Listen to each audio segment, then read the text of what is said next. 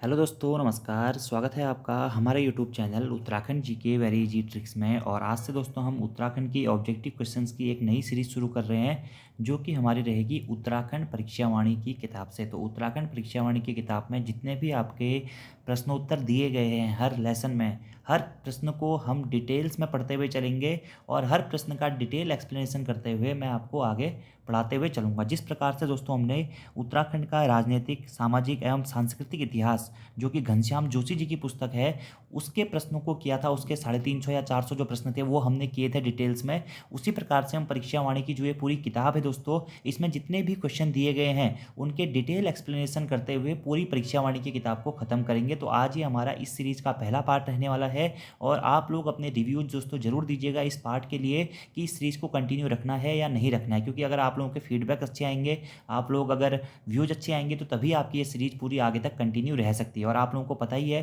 कि जब भी मैं एक प्रश्न आपको पकड़ता हूं तो उस प्रश्न का पोस्टमार्टम करते हुए हम पूरी परीक्षा वाणी का भी पोस्टमार्टम कर देंगे। पोस्टमार्टम क्लासेज में हमारे 100 पार्ट्स हो चुके हैं, उससे आगे के पार्ट्स आपको कंटिन्यूसली मिलते रहेंगे, उसकी आप दिक्कत मत लीजिए। बाकी घनश्याम जोशी की किताब में आपको कंप्लीट करवा चुका हूं। इसी के साथ साथ उत्तराखंड का समग्र राजनीतिक इतिहास अजय रावत जी की किताब के ऊपर भी दोस्तों मैंने वन लाइनर क्वेश्चन के 15 के आसपास पार्ट अपलोड किए हुए, 15-20 के आसपास पार्ट अपलोड किए हुए हैं, तो उनको भी आप देख लीजिएगा। वो सीरीज भी आप हमारी आगे कंटिन्यू रहते हुए चलेगी और साथ में ही परीक्षा वाणी की सीरीज भी चलते हुए रहेगी। बाकी डीडी शर्मा दोस्तों मैं आप लोगों को करवा चुका हूं, डीडी शर्मा की प्लेलिस्ट आपको मिल जाएगी। और राजेंद्र बलौंदी जी की जो किताब है, वो उसके जो वन लाइनर क्वेश्चन है वो हम इस सीरीज के बाद में शुरू करने वाले हैं। तो आप लोग इन सभी सीरीज को फॉलो कर लीजिएगा।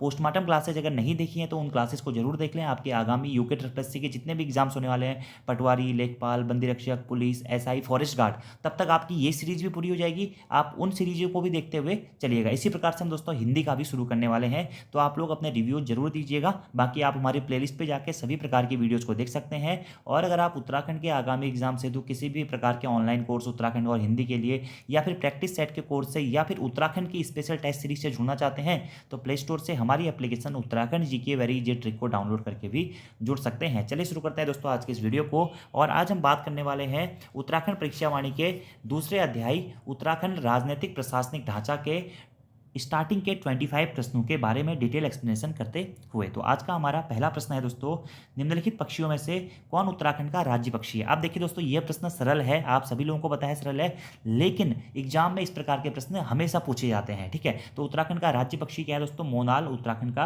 राज्य पक्षी है। अब उत्तराखंड का राज्य पक्षी मोनाल को हिमालय का मयूर भी कहा जाता है। तो हिमालय का मयूर किसे कहा जाता है? मोनाल को कहा जाता है। और ये राज्य पक्षी मोनाल उत्तराखंड में कितनी ऊंचाई पर पाया जाता है दोस्तों? तो 2500 से लेकर के 5000 मीटर की ऊंचाई पर हमारा मोनाल पाया जाता है। मोनाल का वैज्ञानिक नाम क्या है? मोनाल का वैज्ञानिक नाम है लोफोफोरस इम्पीजेनस। देखिए लॉ आ रहा है ना, लॉ से ही शुरू करिएगा आप। लोफोफोरस इम्पीजेनस मोनाल का वैज्ञानिक नाम है। और मोनाल जो है वह फैजंड परिवार का पक्षी माना जाता है। कौन से परिवार का? फैजंड परिवार का। उत्तराखंड राज्य में मोनाल की कुल कितनी प्रजातियां पाई जाती हैं, या कितनी प्रजाति पाई जाती है? तो उत्तराखंड राज्य में मोनाल की कुल 4 प्रजातियां पाई जाती हैं। मोनाल दोस्तों उत्तराखंड राज्य का राज्य पक्षी है। इसी के साथ साथ दोस्तों नेपाल का राष्ट्रीय पक्षी, नेपाल का राष्ट्रीय पक्षी भी क्या है? मोनाल है। याद रखिएगा, नेपाल का राष्ट्रीय पक्षी क्या है? मोनाल है, जिसका वैज्ञानिक नाम है लोफोफोरस इम्पीजेनस। यहीं से दोस्तों एक प्रश्न आता है, मोनाल जो है वह मादा श्रेणी का पक्षी है। और वहीं मोनाल परिवार में जो नर पक्षी होता है इसे क्या कहते हैं? तो मोनाल परिवार में जो मोनाल का जो नर वर्जन होता है उसे कहते हैं दोस्तों क्या? डफिया या डाफिया। डाफिया या डाफिया मोनाल परिवार का नर पक्षी माना जाता है। मोनाल पक्षी के बारे में दोस्तों ये कहा जाता है कि ये कभी भी अपना घोंसला नहीं बनाता है, और इसके सर पर मोर की भांति ही एक कलगी लगी रहती है, और एक वर्ष में 2 बार यह अपनी प्रजनन की क्रिया करता है। मोनाल का प्रिय भोजन क्या है? यह प्रश्न भी बहुत बार दोस्तों पूछा गया है। तो आलू की फसल, आलू की फसल दोस्तों क्या है? मोनाल का प्रिय भोजन है। अब यहीं से दोस्तों एक प्रश्न और आता है कि मोनाल को उत्तराखंड का राज्य पक्षी कब घोषित किया गया? तो मोनाल को उत्तराखंड का राज्य पक्षी घोषित किया गया था 2001 में। और यहीं से एक प्रश्न दोस्तों और पूछा जाता है कि उत्तराखंड राज्य के प्रत्येक चिन्हों का निर्धारण सर्वप्रथम कब किया गया था? तो उत्तराखंड राज्य के प्रत्येक चिन्हों का सर्वप्रथम निर्धारण 2001 में ही किया गया था। जैसे कि उत्तराखंड का राज्य पक्षी, राज्य पुष्प, राज्य वृक्ष, राज्य पशु, इन सभी का निर्धारण 2001 में किया गया था। तो उत्तराखंड के राज्य प्रतीकों का निर्धारण सर्वप्रथम कब किया गया था? 2001 में किया गया था। लेकिन दोस्तों यहाँ से भी आपको एक प्रश्न याद रखना है कि उत्तराखंड का राज्य प्रतीक चिन्ह कब अपनाया गया था? तो राज्य प्रतीक चिन्ह दोस्तों 9 नवंबर सन 2000 को ही अपना लिया गया था, जिस दिन हमारा उत्तराखंड राज्य की स्थापना उत्तरांचल नाम से हुई थी। तो एक एक्सेप्शन है कि उत्तराखंड के राज्य चिन्हों का जो सबसे पहले राज्य चिन्ह का मतलब कब अपनाए गए थे? तो 2001 में अपनाए गए थे, ठीक है। या उत्तराखंड राज्य के द्वारा प्रतीक चिन्हों का निर्धारण सर्वप्रथम कब किया गया था? 2001 में किया गया था। लेकिन जो हमारा राज्य चिन्ह है, राज्य चिन्ह को कब अपनाया गया था? 9 नवंबर सन 2000 को ही अपनाया गया था। यह प्रश्न भी आपको याद रखना है। बाकी मोनाल के बारे में मैंने आपको बता दिया। मोनाल को स्थानीय भाषा में दोस्तों मन्याल या मुनाल भी कहा जाता है। कश्मीर में इसे सुनाल कहा जाता है, हिमाचल प्रदेश में इसे नीले गुरु कहा जाता है और सिक्किम में इसे चौमदोंग कह के भी संबोधित किया जाता है। यह उत्तराखंड में 2500 से लेकर 5000 मीटर की ऊंचाई पर पाया जाता है। और उत्तराखंड राज्य में सर्वाधिक जो मोनाल हैं कहाँ पाए जाते हैं? केदार घाटी यानी कि रुद्रप्रयाग जनपद में सर्वाधिक मोनाल पाए जाते हैं। अब दोस्तों यहीं से एक प्रश्न ये भी इंपॉर्टेंट होता है कि मोनाल को संरक्षित पक्षी कब घोषित किया गया था? मोनाल को संरक्षित कब किया गया? तो वन्य जीव संरक्षण अधिनियम 1972, याद रखना है दोस्तों, वन्य जीव संरक्षण अधिनियम 1972 के तहत ही मोनाल को संरक्षित घोषित किया गया है। इतने पॉइंट आपको दोस्तों डायरेक्टली याद रखने हैं। और वर्ष 2008 तक मोनाल की कुल संख्या कितनी थी? 919 थी। तब तक इनकी गणना हुई थी। और मोनाल के जो नर परिवार का पक्षी होता है उसे डाफिया कहा जाता है। और 1972 का वन्य जीव संरक्षण अधिनियम के तहत मोनाल को संरक्षित किया गया था। और आलू इसका दोस्तों क्या है? प्रिय भोजन है। इतने पॉइंट आपको उत्तराखंड के राज्य पक्षी मोनाल के बारे में दोस्तों याद रखने हैं। मोनाल और डाफिया ये करके लोफोफोरस इंपिजेनस है और ये नीले, काले या हरे रंगों में ये पाए जाते हैं, ठीक है। प्रिय भोजन आलू होता है। आलू के साथ साथ ये वनस्पति, कीड़े मकोड़े आदि चीज़ें भी खाते हैं, ठीक है। इसी के साथ साथ मोनाल का शिकार हो रहा था, इस कारण उसे वन्यजीव संरक्षण अधिनियम 1972 के तहत संरक्षित जो पक्षी है वह घोषित किया गया था। पहले दोस्तों जो मोनाल था वह हिमाचल प्रदेश का राज्य पक्षी भी था, लेकिन वर्तमान में मोनाल को हिमाचल प्रदेश ने अपने राज्य पक्षी की श्रेणी से हटा दिया है और ये वर्तमान में क्या है? उत्तराखंड का राज्य पक्षी है और नेपाल का क्या है दोस्तों? राष्ट्रीय पक्षी है। इतने पॉइंट आपको मोनाल से याद रखने हैं। तो देखिए पूरे मोनाल का हमने पोस्टमार्टम कर दिया है। अब कभी भी अगर मोनाल से प्रश्न पूछा जाएगा तो इतने फैक्टों के बाहर से कोई भी प्रश्न नहीं आएगा। दूसरा हमारा प्रश्न है उत्तराखंड का राज्य पुष्प है। तो उत्तराखंड का राज्य पुष्प दोस्तों आप लोगों को पता होना चाहिए, ब्रह्मकमल उत्तराखंड का राज्य पुष्प है।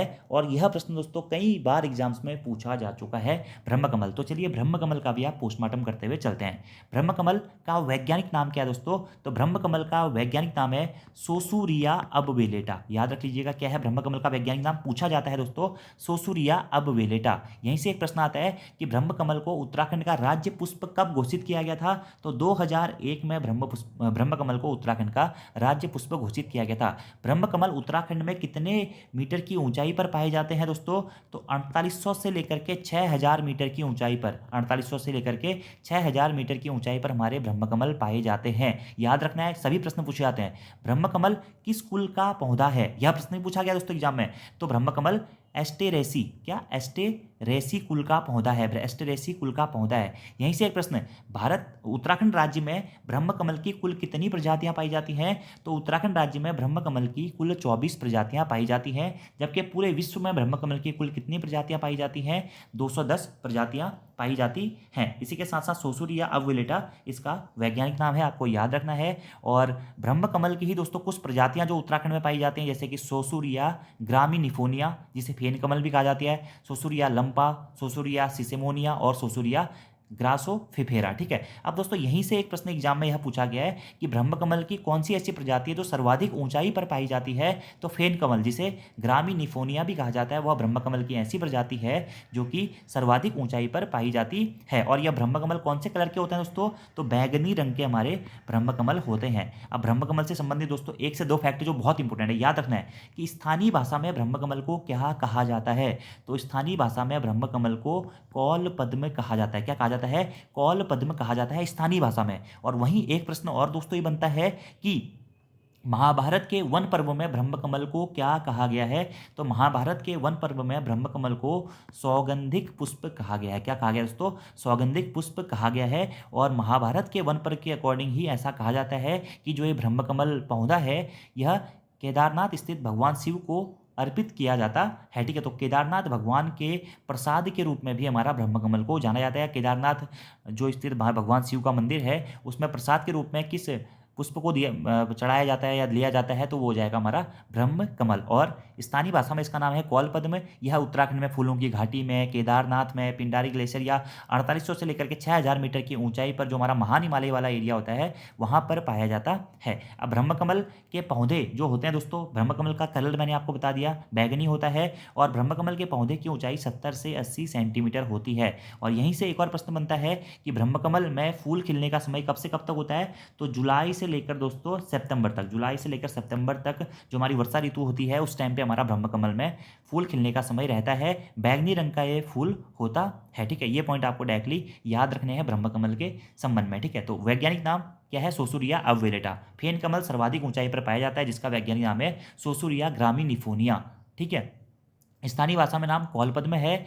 इसे महाभारत के वन पर्व में सौगंधिक पुष्प भी कहा गया है। विश्व में इसकी 210 प्रजातियां पाई जाती हैं और उत्तराखंड में इसकी 24 प्रजातियां पाई जाती हैं। भगवान शिव के प्रिय पुष्प के रूप में भी ब्रह्म कमल को जाना जाता है। इसके साथ साथ माँ नंदा देवी के प्रिय पुष्प के रूप में भी ब्रह्म कमल को जाना जाता है। ब्रह्म कमल को ही दोस्तों हिमालयी पुष्पों का सम्राट भी कहा जाता है। हिमालयी पुष्पों का सम्राट भी ब्रह्म कमल को कहा जाता है। नेपाल में इस ब्रह्म कमल को टोप गोला कहा जाता है, जबकि कश्मीर में इस ब्रह्म कमल को दोस्तों गलगल कहा जाता है। अगर दोस्तों आप आज से भी इस सीरीज को देखना शुरू करते हैं तो तब भी एग्जाम तक आपकी ये पूरी वीडियोस कवर अप हो जाएंगी और आप एक अच्छा खासा स्कोर करके आ सकते हैं। जुलाई से सितंबर तक ये खुलता है और ब्रह्म कमल के पुष्प की एक खासियत दोस्तों ये है कि ये अर्धरात्रि को खुलता है। ठीक है, और सुबह होते ही ये क्या होता है, फिर उसके बाद में मुरझा जाता है। तो अर्धरात्रि को यह खिलता है और इसके जो जड़ें होती हैं उसको पीसकर हड्डी उपचार में भी इसका प्रयोग किया जाता है। तो ब्रह्म कमल के बारे में भी हमने पढ़ लिया। अगला प्रश्न है दोस्तों कि अस्कोट वन्य जीव अभ्यारण्य किस जनपद में स्थित है।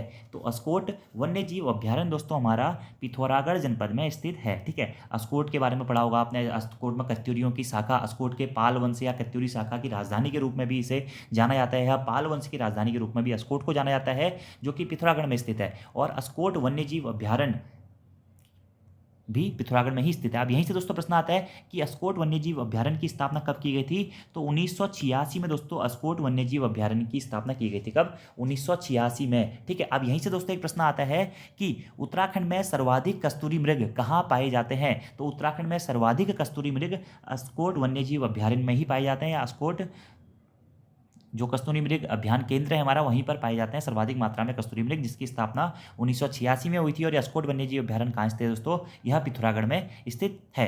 कस्तूरी मृग दोस्तों क्या है, हमारा उत्तराखंड का राज्य पशु क्या है, कस्तूरी मृग। और सर्वाधिक कस्तूरी मृग कहाँ पाए जाते हैं, अस्कोट वन्यजीव अभ्यारण्य पिथौरागढ़ में पाए जाते हैं, जिसकी स्थापना 1986 में हुई थी। अब दोस्तों यहीं से 1 से 2 पॉइंट और हैं जो कि आपको याद रखने हैं, जो कि कस्तूरी मृगों से हमारे संबंधित है। कि उत्तराखंड में मेहरुड़ी कस्तूरी मृग अनुसंधान केंद्र कहाँ स्थित है। मेहरुड़ी कस्तूरी मृग अनुसंधान केंद्र कहाँ स्थित है। या डायरेक्टली दोस्तों यह प्रश्न भी पूछा जाता है कि उत्तराखंड में कस्तूरी मृग अनुसंधान केंद्र कहाँ स्थित है। तो उत्तराखंड में कस्तूरी मृग अनुसंधान केंद्र मेहरुड़ी में स्थित है, जो कि पड़ता है कहाँ पे, बागेश्वर जनपद में। बागेश्वर जनपद में स्थित दोस्तों। और बागेश्वर ऑप्शन में नहीं होगा तो तब आपको पिथौरागढ़ भी कर सकते हैं। ठीक है, बागेश्वर ऑप्शन में नहीं होगा तब पिथौरागढ़ करना है, लेकिन फर्स्ट प्रायोरिटी बागेश्वर को ही देनी है। तो कस्तूरी मृग अनुसंधान केंद्र उत्तराखंड में कहाँ पे स्थित है, मेहरुड़ी में स्थित है, जो कि कहाँ पड़ता है, बागेश्वर जनपद में पड़ता है। और इस मेहरुड़ी कस्तूरी मृग अनुसंधान केंद्र की स्थापना कब हुई थी, 1977 में दोस्तों मेहरुड़ी कस्तूरी मृग अनुसंधान केंद्र की स्थापना हुई थी। इसी के साथ साथ दोस्तों आपको एक और बात याद रखना है कि कस्तूरी मृग विहार की सर्वप्रथम स्थापना उत्तराखंड में कब की गई थी। तो केदारनाथ वन्यजीव विहार की स्थापना की गई थी 1972 में। उसी के साथ दोस्तों केदारनाथ वन्यजीव प्रभाग के अंतर्गत ही कस्तूरी मृग विहार की स्थापना सर्वप्रथम 1972 में की गई थी। कब, 1972 में। इसी के साथ साथ एक और प्रश्न जो यहाँ से इंपोर्टेंट दोस्तों बनता है कि उत्तराखंड में कस्तूरी मृग एवं प्रजनन संरक्षण केंद्र कहाँ स्थित है।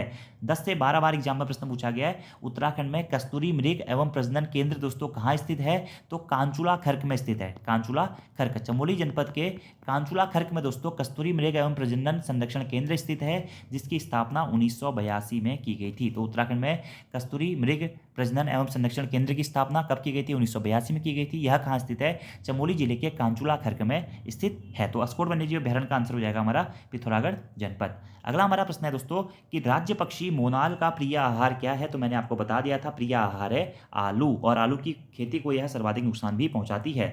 अगला देखिए, पांचवा प्रश्न थोड़ी देर पहले मैंने आपको बताया था, उत्तराखंड में कांचुला खर्क क्या है? तो उत्तराखंड में कांचुला खर्क है कस्तूरी मृग संरक्षण एवं प्रजनन केंद्र। और उत्तराखंड में कांचुला खर्क कस्तूरी मृग एवं प्रजनन संरक्षण केंद्र किस जनपद में स्थित है? चमोली जनपद में स्थित है। और इसकी स्थापना कब की गई थी? 1982 में दोस्तों इसकी स्थापना की गई थी, कस्तूरी मृग के संरक्षण केंद्र या उसके प्रजनन संरक्षण केंद्र के रूप में। अगला हमारा प्रश्न देखिए दोस्तों, राज्य पुष्प ब्रह्मकमल की उत्तराखंड में कितनी प्रजातियां पाई जाती हैं? थोड़ी देर पहले ही मैंने आपको बता दिया था कि राज्य पुष्प ब्रह्मकमल की उत्तराखंड में कुल 24 प्रजातियां पाई जाती हैं। और पूरे विश्व में इसकी कुल कितनी प्रजातियां पाई जाती हैं? पूरे विश्व में कुल इसकी 210 प्रजातियां पाई जाती हैं। अगला हमारा प्रश्न है दोस्तों, राज्य वृक्ष बुरांस में फूल खिलने का समय है। तो उत्तराखंड का राज्य वृक्ष क्या है दोस्तों? बुरांस है। तो सबसे पहले हम बुरांस का थोड़ा बहुत पोस्टमार्टम कर देते हैं। तो उत्तराखंड का राज्य वृक्ष क्या है दोस्तों? बुरांस है। अब प्रश्न ये बनता है कि बुरांस का वैज्ञानिक नाम क्या है? तो बुरांस का वैज्ञानिक नाम है रोडोडेड्रॉन अल्बोरियम। रोडोडेड्रॉन अर्बोरियम या रोडोडेड्रॉन अल्बोरियम बुरांस का वैज्ञानिक नाम है। यह 1500 से लेकर के दोस्तों 4000 मीटर की ऊंचाई पर पाए जाने वाला एक वृक्ष है, बुरांस का वृक्ष, जो कि 1500 से लेकर 4000 मीटर की ऊंचाई पर पाया जाता है। ऊंचाई भी आपको याद रखनी है दोस्तों, ठीक है। और जो ये बुरांस है यह एरिकेसई कुल का पौधा है। कौन सी कुल का पौधा है? एरिकेसई कुल का यह पौधा है, जिसे हिमाचल प्रदेश में बुरांसो कहा जाता है और कन्नड़ में इसको बिल्ली कहा जाता है। और बुरांस दोस्तों उत्तराखंड का राज्य वृक्ष होने के साथ साथ ही नेपाल का राष्ट्रीय पुष्प है, ठीक है, याद रखना है। उत्तराखंड का तो क्या है? राज्य वृक्ष है, जबकि नेपाल का क्या है? राष्ट्रीय पुष्प है क्या? बुरांस, जिसको वहां पे बुरांस भी कहा जाता है। तो नेपाल का राष्ट्रीय पुष्प क्या है? बुरांस है। और हमारा राज्य वृक्ष है दोस्तों क्या? बुरांस। अब यहीं से प्रश्न आता है कि बुरांस को राज्य वृक्ष कब घोषित किया गया था? तो सन 2001 में दोस्तों बुरांस को राज्य वृक्ष घोषित किया गया था। कब? सन 2001 में। इसी के साथ साथ दोस्तों भारत में बुरांस की कुल कितनी प्रजातियां पाई जाती हैं? भारत में बुरांस की कुल 87 प्रजातियां पाई जाती हैं और इसका वैज्ञानिक नाम है रोडोडेड्रॉन अल्बोरियम। वैसे दोस्तों यह 1500 से 4000 मीटर की ऊंचाई तक पाया जाता है और इसका रंग होता है चटक लाल। चटक लाल बिल्कुल लाल रंग का होता है, लेकिन कहीं कहीं लाल के साथ साथ में दोस्तों सफेद रंग के बुरांस भी पाए जाते हैं, गहरे लाल और हल्के लाल के बुरांस भी पाए जाते हैं, लेकिन मुख्यतः दोस्तों यह हमारा चटक लाल का यह रंग होता है। और राज्य पुष्प बुरांस में फूल खिलने का समय कब से कब तक होता है दोस्तों? तो फरवरी से लेकर अप्रैल तक। ऑप्शन नंबर ए इसका राइट आंसर हो जाएगा। फरवरी से लेकर अप्रैल तक राज्य पुष्प जो हमारा बुरांस है उसमें फूल खिलने का समय रहता है। यानी कि मकर संक्रांति के बाद इन तक फूल खिलने शुरू हो जाते हैं और गर्मियों तक इसके फूल में सूख कर गिर जाते हैं, ठीक है। और औषधि बनाने में भी हम बुरांस का प्रयोग करते हैं, जो बुरांस हमारा राज्य वृक्ष है, ठीक है। और बुरांस के जो फूलों का जूस होता है वह हृदय रोग के लिए बहुत लाभकारी माना जाता है। इससे रंग भी बनाए जाते हैं। और बुरांस की जो लकड़ी होती है वह बहुत मुलायम होती है। ईंधन के रूप में भी इसका प्रयोग किया जाता है। इसके पत्तों का प्रयोग खाद्य के रूप में भी किया जाता है। इसी कारण दोस्तों इसके इतने अनगिनत लाभ होने के कारण इसका अवैध कटान भी हो रहा था, जिस कारण बुरांस को संरक्षित वृक्ष घोषित किया गया। अब यहीं से एक प्रश्न आता है कि बुरांस के वृक्ष को संरक्षित वृक्ष कब घोषित किया गया? तो वन अधिनियम 1974, वन अधिनियम 1974 के तहत दोस्तों उत्तराखंड का जो राज्य वृक्ष है बुरांस, इसके वृक्ष को संरक्षित वृक्ष घोषित किया गया। कब? वन अधिनियम 1974 के तहत। याद रखना है दोस्तों, वन अधिनियम 1974 के तहत क्या हुआ? बुरांस के वृक्ष को क्या किया गया? संरक्षित वृक्ष घोषित किया गया था। और इससे पहले हमने पढ़ा था कि मोनाल को संरक्षित कब घोषित किया गया था? 2008 में वन्यजीव संरक्षण बोर्ड के तहत मोनाल को संरक्षित घोषित किया गया था। और वहीं बुरांस को संरक्षित कब घोषित किया गया? संरक्षित वृक्ष कब घोषित किया गया? तो वन अधिनियम 1974 के तहत घोषित किया गया। और बुरांस के पुष्प में मेथनॉल भी हमें मिलता है, जो कि डायबिटीज के लिए भी या शुगर के लिए भी दोस्तों आपका फायदेमंद होता है। और फरवरी से अप्रैल तक इसमें हमारा फूल खिलने का समय रहता है। अगला हमारा प्रश्न है दोस्तों कि उत्तराखंड राज्य में कुल कितने जिले हैं? तो आप सभी लोगों को पता है दोस्तों उत्तराखंड राज्य में कुल 13 जिले हैं, ठीक है, जिसमें से कुमाऊं मंडल में कितने जिले हैं? कुमाऊं मंडल में 6 जनपद हैं। और गढ़वाल मंडल में कुल कितने जनपद हैं? 7 जनपद हैं, ठीक है। और उत्तराखंड में कुल कितने मंडल हैं? 2 मंडल हैं, कुमाऊं मंडल और गढ़वाल मंडल, जिसमें कुमाऊं मंडल में 6 जिले हैं और गढ़वाल मंडल में 7 जिले हैं। अब दोस्तों उत्तराखंड में मैंने उत्तराखंड जिला दर्शन की एक वीडियो बनाई हुई है, उत्तराखंड का कौन सा जनपद कब बना। भाई उत्तराखंड जीके वेरी ट्रिक आप सर्च करिएगा तो उत्तराखंड के सभी 13 जनपद कब कब बने, क्या क्या इसका इतिहास रहा, कुमाऊं मंडल, गढ़वाल मंडल की स्थापना कब हुई, कैसे कैसे करके जनपदों को विभाजित करके या अलग अलग जनपदों से अलग अलग जनपद बनाए गए, किस कमिश्नरी से कहाँ पर मिलाया गया, सभी चीज़ें मैंने उसमें उस वीडियो में बता रखी हैं। तो उस वीडियो को आप देख लीजिएगा, बाकी मैं नीचे डिस्क्रिप्शन बॉक्स में उसका लिंक भी डाल दूंगा, आप वहाँ से भी उस वीडियो को देख सकते हैं। अगला हमारा प्रश्न है दोस्तों कि किस तिथि को राज्य का नाम उत्तरांचल से उत्तराखंड कर दिया गया था। तो सबसे पहले दोस्तों हम थोड़ा बहुत उत्तरांचल राज्य के नाम से जान लेते हैं, या उत्तरांचल या उत्तराखंड के बेसिक इंट्रोडक्शन के बारे में जान लेते हैं कि उत्तरांचल राज्य का गठन कब हुआ था। तो आप सभी लोगों को पता होगा कि 9 नवंबर सन 2000 को 9 नवंबर सन 2000 को उत्तरांचल राज्य का गठन हुआ था। ठीक है, अभी हम इसे उत्तराखंड नाम से जानते हैं, लेकिन जब इसका गठन हुआ था तब यह उत्तरांचल नाम से जाना जाता था। तो 9 नवंबर सन 2000 को भारतीय गणतंत्र के 27वें राज्य के रूप में तथा हिमालयी राज्यों के क्रम में 11वें राज्य के रूप में हमारा उत्तरांचल राज्य का गठन हुआ था, जिसकी राजधानी उस टाइम पे अस्थायी राजधानी देहरादून को तय किया गया था। और उसके बाद में दोस्तों 9 नवंबर सन 2000 को जब उत्तरांचल राज्य का गठन हो गया था, तो उसके बाद में 2007 तक उसका नाम क्या था, उत्तरांचल ही था। लेकिन 1 जनवरी 2007 को, कब, 1 जनवरी 2007 को दोस्तों उत्तरांचल राज्य का नाम परिवर्तित करके उत्तराखंड कर दिया गया। कब, 1 जनवरी 2007 को। ये प्रश्न आपको डायरेक्टली याद रखना है। उत्तराखंड में कुल 2 मंडल हैं, कुमाऊं मंडल और गढ़वाल मंडल। उत्तराखंड में कुल 13 जिले हैं, कुमाऊं मंडल में 6 जिले हैं, गढ़वाल मंडल में 7 जिले हैं, और उत्तराखंड में 4 हमारे प्रस्तावित जिले भी हैं, ये भी आपको याद रखना है। उत्तराखंड राज्य की अस्थायी राजधानी दोस्तों देहरादून में स्थित है, और उत्तराखंड राज्य की ग्रीष्मकालीन राजधानी दोस्तों गैरसैंण में स्थित है। गैरसैंण में क्या है, ग्रीष्मकालीन राजधानी, और अस्थायी राजधानी कहाँ स्थित है, देहरादून में स्थित है। ठीक है, और उत्तराखंड का क्षेत्रफल है 53,483 किलोमीटर स्क्वायर। तो उत्तराखंड का क्षेत्रफल कितना है, 53,483 किलोमीटर स्क्वायर है, जिसका गठन 9 नवंबर सन 2000 को हुआ था। तो उत्तराखंड राज्य स्थापना दिवस कब मनाया जाता है, 9 नवंबर को उत्तराखंड राज्य स्थापना दिवस भी मनाया जाता है। इतने पॉइंट आपको यहाँ से याद रखने हैं।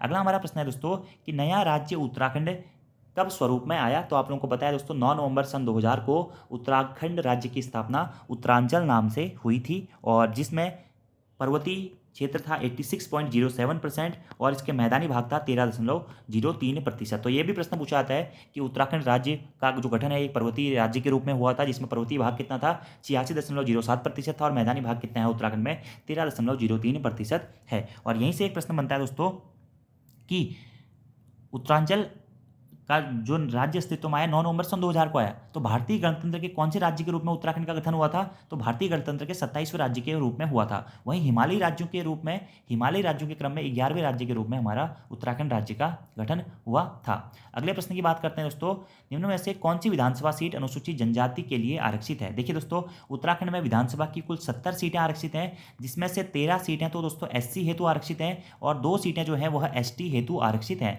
टोटल आरक्षित सीटें कितनी हो जाएंगी, देखिए अलग अलग प्रकार से प्रश्न पूछाते हैं। उत्तराखंड में कुल विधानसभा की सीटें कितनी है, 70 सीटें हैं। ठीक है, 70 सीटें हैं कुल विधानसभा की। पहले एक मनोनीत भी होती थी, लेकिन मनोनीत वाली सीट को अभी खत्म कर दिया गया 104वें संविधान संशोधन के तहत। तो उत्तराखंड में विधानसभा की कुल 70 सीटें हैं। इन 70 सीटों में से कुल आरक्षित सीटें कितनी है दोस्तों, तो कुल 15 सीटें हमारी इनमें से आरक्षित हैं। तो कुल सीटें पूछा जाएगा आरक्षित में, तो 15 सीटें हैं, जिसमें से अनुसूचित जाति के लिए कितनी सीटें आरक्षित हैं, तो अनुसूचित जाति के लिए यानी कि SC के लिए 13 सीटें आरक्षित हैं, और अनुसूचित जनजाति के लिए कितनी सीटें आरक्षित हैं, 2 सीटें आरक्षित हैं अनुसूचित जनजाति के लिए। ठीक है, और ये 2 सीटें कौन कौन सी हैं, नानकपत्ता सीट, नानकपत्ता विधानसभा सीट जो कि उधमसिंह नगर जनपद में पड़ती है, और चक्राता विधानसभा सीट जो कि देहरादून में स्थित है या पड़ती है। ये 2 सीटें अनुसूचित जनजाति के लिए आरक्षित हैं। तो ऑप्शन के अकॉर्डिंग देखिए, चक्राता विधानसभा सीट जो है हमारी वह अनुसूचित जनजाति के लिए आरक्षित है, और चक्राता के साथ साथ ही क्या, नानकमत्ता विधानसभा सीट भी हमारी अनुसूचित जनजाति के लिए आरक्षित है। तो ये 2 सीटें अनुसूचित जनजाति के लिए आरक्षित है, बहुत महत्वपूर्ण प्रश्न है। जबकि खटीमा विधानसभा सीट हमारा, अभी आपको पता ही है कि हमारे पुष्कर सिंह धामी इसी सीट से आ रहे हैं, जो कि मुख्यमंत्री पद के प्रबल दावेदार थे। ठीक है, ये जो खटीमा विधानसभा सीट है दोस्तों, ये हमारी कहाँ पे स्थित है, यह उधमसिंह नगर जनपद में स्थित है। ठीक है, पिंडर विधानसभा सीट, पिंडर को ये भी वर्तमान में विधानसभा सीट नहीं है उत्तराखंड में, और धारचूला विधानसभा सीट जो है वह पिथौरागढ़ जनपद में स्थित है। अगला प्रश्न की बात करते हैं दोस्तों, नीचे 2 वक्तव्य दिए गए हैं, आपको इसमें से पहचान करनी है कि कौन सा सही है। देखिए, उत्तराखंड राज्य की विधायिका में कुल 70 सदस्य हैं, बिल्कुल सही बात है दोस्तों। कुल विधानसभा सीटों की संख्या कितनी है, यहाँ पे 70 है।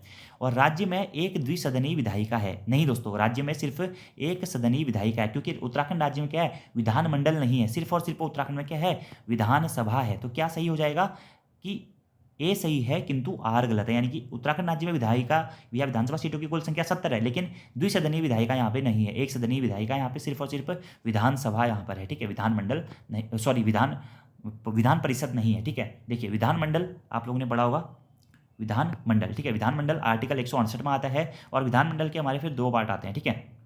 एक होता है विधानसभा और दूसरा होता है विधान परिषद। तो उत्तराखंड में विधान परिषद नहीं है, उत्तराखंड में सिर्फ विधानसभा है, तो एक सदनीय विधायिका यहाँ पे है। अगला हमारा प्रश्न है दोस्तों, सरल सा प्रश्न है कि निम्न में से कौन सा उत्तरांचल का एक जिला नहीं है, ठीक है।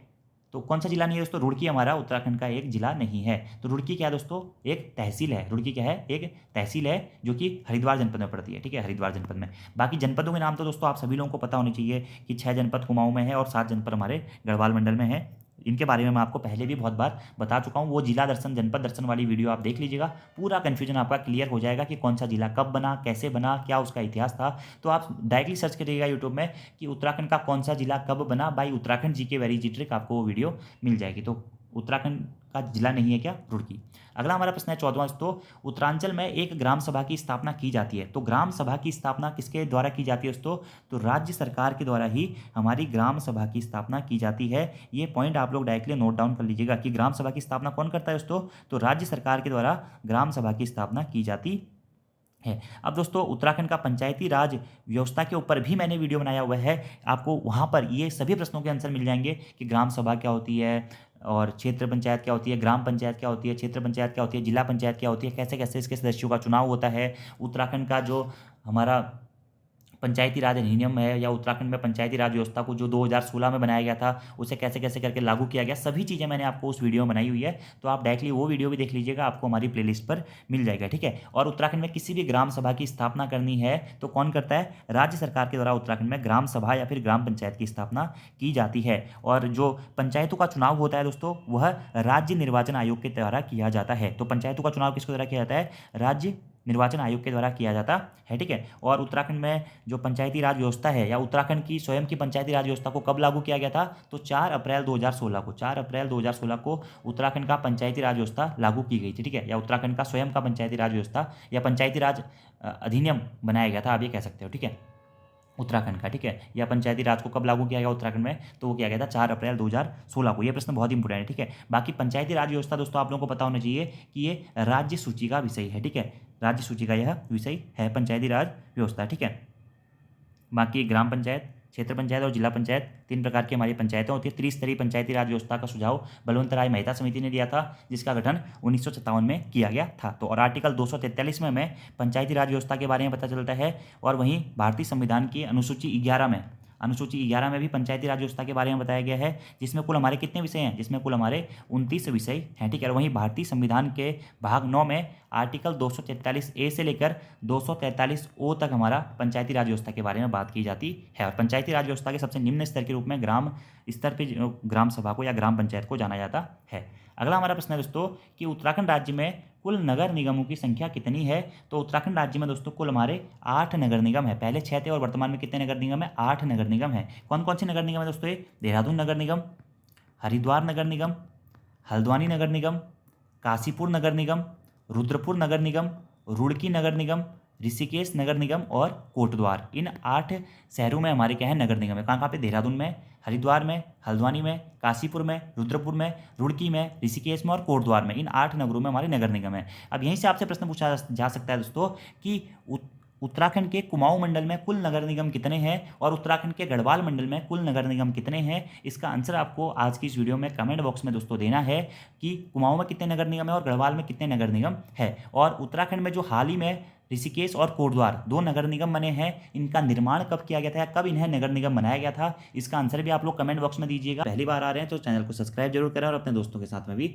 जरूर शेयर करें। वीडियो पसंद आती है तो यार कमेंट करके जरूर बताएं वीडियो के बारे में। अब 8 नगर निगम है, तो 8 नगर निगमों में सबसे पहला नगर निगम कौन सा है? तो वह है देहरादून नगर निगम, ठीक है। उत्तराखंड का सबसे बड़ा या उत्तराखंड राज्य का सबसे बड़ा नगर निगम कौन सा है? वो है देहरादून नगर निगम। और देहरादून नगर निगम की स्थापना कब हुई थी? 9 दिसंबर 1998 को दोस्तों देहरादून नगर निगम की स्थापना हुई थी, ठीक है। तो सबसे पहला नगर निगम और सबसे बड़ा नगर निगम कौन सा है या सबसे पुराना नगर निगम कौन सा है? वो है देहरादून नगर निगम, जिसकी स्थापना 9 दिसंबर 1998 को हुई थी। उसके बाद में दोस्तों 1998 के बाद में सीधे 2011 में हरिद्वार और हल्द्वानी को नगर निगम बनाया गया। तो हरिद्वार और हल्द्वानी नगर निगम की स्थापना कब हुई? वो हुई 2011 में।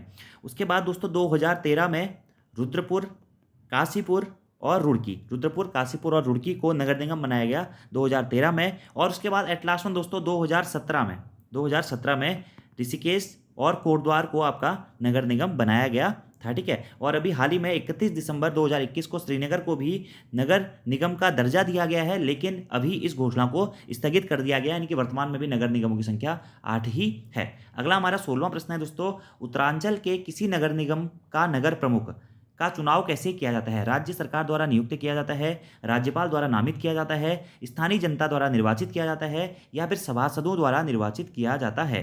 तो किसी भी नगर का नगर जो प्रमुख होता है दोस्तों, वह स्थानीय जनता द्वारा निर्वाचित किया जाता है, स्थानीय जनता के द्वारा वोट देके उसे चुना जाता है। तो ऑप्शन नंबर सी दोस्तों आपका सही आंसर हो जाएगा। अब उत्तराखंड की बात करें या भारत की बात करें तो नगर निकाय प्रणाली के बारे में आप लोगों ने पढ़ा होगा दोस्तों कि भारतीय संविधान के भाग 9A में या 9 क में दोस्तों आर्टिकल 243 ओ से लेकर जेड तक, या आर्टिकल 243 हिंदी में कहेंगे तो से लेकर यों तक हमारा नगर निकाय प्रणाली के बारे में बताया गया है। और इस नगर निकाय प्रणाली को भारतीय संविधान के 74वें संविधान संशोधन 1992 के द्वारा 12वीं अनुसूची के रूप में भी जोड़ा गया था। और इस नगर निकाय प्रणाली के अंतर्गत हमारे मुख्यतः 18 विषय आते हैं। कितने विषय आते हैं दोस्तों? 18 विषय आते हैं। और कौन सी अनुसूची में है? 12वीं अनुसूची जोड़ी गई थी 74वें संविधान संशोधन 1992 के तहत, जिसे 1993 में फिर लागू किया गया था, जिसमें हमारे 18 विषय हैं। और राज्य में हमारी त्रिस्तरीय नगर स्वायत्त शासन प्रणाली है या नगर निकाय प्रणाली है।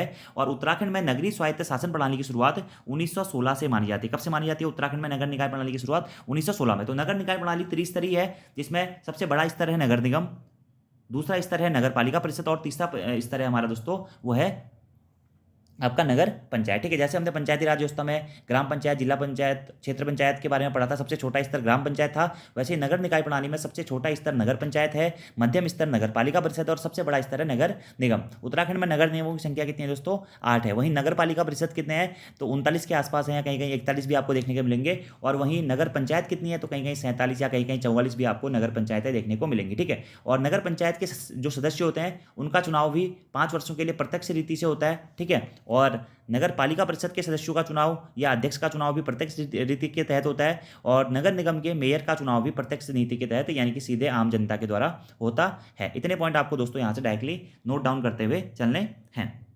अगले प्रश्न की बात करते हैं कि उत्तरांचल राज्य की स्थायी राजधानी के लिए स्थान चयन हेतु राज्य सरकार द्वारा बनाया गया आयोग कौन सा है? तो उत्तरांचल राज्य की स्थायी राजधानी के लिए स्थान चयन हेतु राज्य सरकार द्वारा बनाया गया आयोग था कौन सा? दीक्षित आयोग। तो स्थायी राजधानी के चयन हेतु बनाया गया आयोग है दीक्षित आयोग। और इस दीक्षित आयोग की स्थापना कब हुई थी? तो 11 जनवरी 2001 को दीक्षित आयोग की स्थापना होती है। और ये दीक्षित आयोग जो है वह एक सदस्यीय आयोग है, जिसके जो अध्यक्ष हैं वो कौन है? वीरेंद्र दीक्षित इस आयोग के अध्यक्ष हैं। और इस दीक्षित आयोग का गठन किस लिए किया गया था दोस्तों? स्थायी राजधानी के चयन हेतु हमारा दीक्षित आयोग का गठन किया गया था। लेकिन आप लोगों को पता है कि अभी तक भी हमारी स्थायी राजधानी का चयन नहीं हो पाया है। अगले प्रश्न की बात करते हैं कि उत्तरांचल राज्य के गठन की तिथि कौन सी है? तो मैंने आपको बहुत बार बताया हुआ है, 9 नवंबर सन 2000 को भारतीय गणतंत्र के 27वें राज्य के रूप में तथा हिमालयी राज्यों के क्रम में 11वें राज्य के रूप में उत्तरांचल राज्य का गठन किया गया था। और वर्तमान में भारत में कितने राज्य और केंद्र शासित प्रदेश हैं? वर्तमान में भारत में दोस्तों 28 राज्य और 8 केंद्र शासित प्रदेश हैं। ये भी आपको डायरेक्टली याद रखना है। अगले प्रश्न की बात करते हैं। अगला हमारा प्रश्न है दोस्तों, निम्न में से कौन सा उत्तराखंड का एक जिला नहीं है? तो चंपावत, बागेश्वर, बिजनौर या रुद्रप्रयाग। तो बिजनौर दोस्तों हमारा उत्तराखंड का एक जिला नहीं है। बिजनौर पड़ता है कहाँ पे? उत्तर प्रदेश में। जबकि चंपावत, बागेश्वर और रुद्रप्रयाग तीनों जनपदों की स्थापना 1997 में की गई थी। और ये कहाँ स्थित है? उत्तराखंड में स्थित हैं। अगले प्रश्न की बात करते हैं दोस्तों, 20वां प्रश्न है, उत्तरांचल राज्य में महिलाओं के लिए सभी श्रेणी में या सभी श्रेणी की सेवाओं में कितने प्रतिशत क्षैतिज आरक्षण का प्रावधान किया गया है? तो उत्तरांचल राज्य में महिलाओं के लिए सभी श्रेणी की सेवाओं में दोस्तों हमारा 30% क्षैतिज आरक्षण का प्रावधान किया गया। कितना परसेंट रिजर्वेशन महिलाओं को प्राप्त है?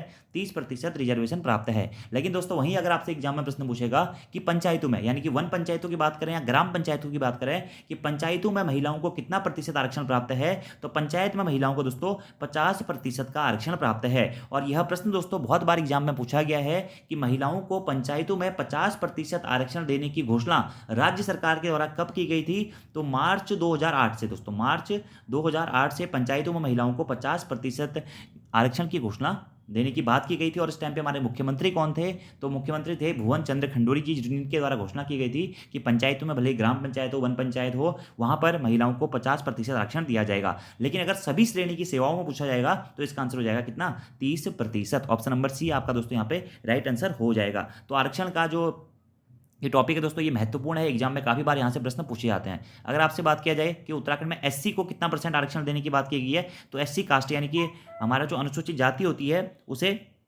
19% आरक्षण देने की बात की गई है, ठीक है। वहीं एसटी जाति को कितना % आरक्षण देने की बात की गई है, तो एसटी को दोस्तों हमारा 4% यानी कि अनुसूचित जनजाति को 4% का आरक्षण दिया गया है। और वहीं ओबीसी यानी कि पिछला वर्ग को कितने प्रतिशत आरक्षण देने की बात की गई है, तो ओबीसी को दोस्तों हमारा 14% आरक्षण देने की बात कही गई है। तो याद रखना है, एससी को 19%, एसटी को आपका 4% और ओबीसी को आपका 14% आरक्षण दिया गया है। और वहीं जो हमारी 36 महिलाओं को नॉर्मल सभी सेवाओं में 30% और पंचायतों में 50% का आरक्षण दिया गया है। अगले प्रश्न की बात करते हैं कि उत्तरांचल विधानसभा में एक सदस्य नामित किया जाता है। देखिए, आप लोगों को पता है कि उत्तराखंड में विधानसभा की कुल हमारी 70 सीटें हैं, 70 हमारी निर्वाचित सीटें होती थी। और इससे पहले तक दोस्तों हमारा एक सदस्य मनोनीत किया जाता था, जो कि एंग्लो इंडियन समुदाय से होता था। लेकिन वर्तमान में दोस्तों इस मनोनयन की व्यवस्था को खत्म कर दिया गया है हमारा 104वें संविधान संशोधन के तहत। तो 104वां संविधान संशोधन के तहत, जो कि हमारा 126वां संविधान संशोधन विधेयक बिल भी हम इसे कह सकते हैं, लेकिन संविधान संशोधन के रूप में 104वां संविधान संशोधन आपको याद रखना है, जिसके तहत एंग्लो इंडियन के आरक्षण को समाप्त कर दिया गया है। तो राज्य की विधानसभा में आर्टिकल 333 के तहत दोस्तों एंग्लो इंडियन सदस्यों को नामित किया जाता था राज्यपाल के द्वारा। और 104वें संविधान संशोधन के तहत दोस्तों आर्टिकल 333 यानी कि राज्य की विधानसभा में जो एंग्लो इंडियन सदस्य नामित किया जाता था राज्यपाल के द्वारा, उसके आरक्षण को समाप्त कर दिया गया है। और इसी के साथ साथ दोस्तों आर्टिकल 331 के तहत लोकसभा में भी जो एंग्लो इंडियन सदस्य नामित किए जाते थे राष्ट्रपति के द्वारा, उनका भी मनोनयन स्थगित कर दिया गया है, यानी कि उनके आरक्षण को समाप्त कर दिया गया है। और एससी एसटी आरक्षण को हमारा 10 सालों के लिए बढ़ा दिया गया, यानी कि एससी एसटी और ये जो आरक्षण है ओबीसी आरक्षण, इसको 2030 तक के लिए बढ़ा दिया गया, जबकि एंग्लो इंडियन के आरक्षण को समाप्त कर दिया गया है। तो जो ये प्रश्न पूछा गया है, उत्तरांचल विधानसभा में एक सदस्य नामित किया जाता है, वह एंग्लो इंडियन समुदाय से नामित किया जाता था और इसे 104वें संविधान संशोधन के तहत स्थगित कर दिया गया। देखिए दोस्तों, आपने 3-4 संविधान, आपको 104वां संविधान संशोधन याद रखना है, ठीक है। इंपॉर्टेंट है, प्रश्न पूछा जाता है कि एंग्लो इंडियन समुदाय के आरक्षण को किस अधिनियम के तहत या किस संशोधन के अधिनियम के तहत समाप्त किया गया, तो 104वें संविधान संशोधन के तहत। यहीं से एक प्रश्न भी बन सकता है कि एससी एसटी आरक्षण को 10 वर्षों के लिए किस संविधान संशोधन के तहत बढ़ाया गया है, 104वें संविधान संशोधन के तहत बढ़ाया गया है। यहीं से 103वां संविधान संशोधन दोस्तों आपको याद रखना है, ईडब्ल्यूएस यानी कि आर्थिक रूप से कमजोर वर्ग के लिए 10% आरक्षण की व्यवस्था हमारा 103वें संविधान संशोधन से के तहत की गई थी। 102वां संविधान संशोधन दोस्तों किससे संबंधित था, ओबीसी से संबंधित था 102वां संविधान संशोधन। और जीएसटी 101वां संविधान संशोधन याद रखना है, जो कि किससे संबंधित था, जीएसटी से संबंधित था। और अभी हाल ही में दोस्तों हमारे टोटल कितने संविधान संशोधन हो चुके हैं, 105 संविधान संशोधन हो चुके हैं। 105वां संविधान संशोधन कौन सा था, इसका आंसर आपको कमेंट बॉक्स में देना है। अगले प्रश्न की बात करते हैं दोस्तों कि उत्तरांचल या उत्तराखंड भारत का कौन सा राज्य है। तो आप सभी लोगों को पता है, उत्तराखंड राज्य की स्थापना भारतीय गणतंत्र के 27वें राज्य के रूप में 9 नवंबर सन 2000 को की गई थी, ठीक है, 27वें राज्य के रूप में। अगला हमारा दोस्तों, और हिमालयी राज्यों के क्रम में अगर उत्तराखंड राज्य का क्रम पूछेगा तो दोस्तों 11वां था, ठीक है। और हिमालयी राज्यों के क्रम में अंतिम राज्य के रूप में भी उत्तराखंड का ही गठन हुआ था, जो कि उत्तरांचल नाम से किया गया था।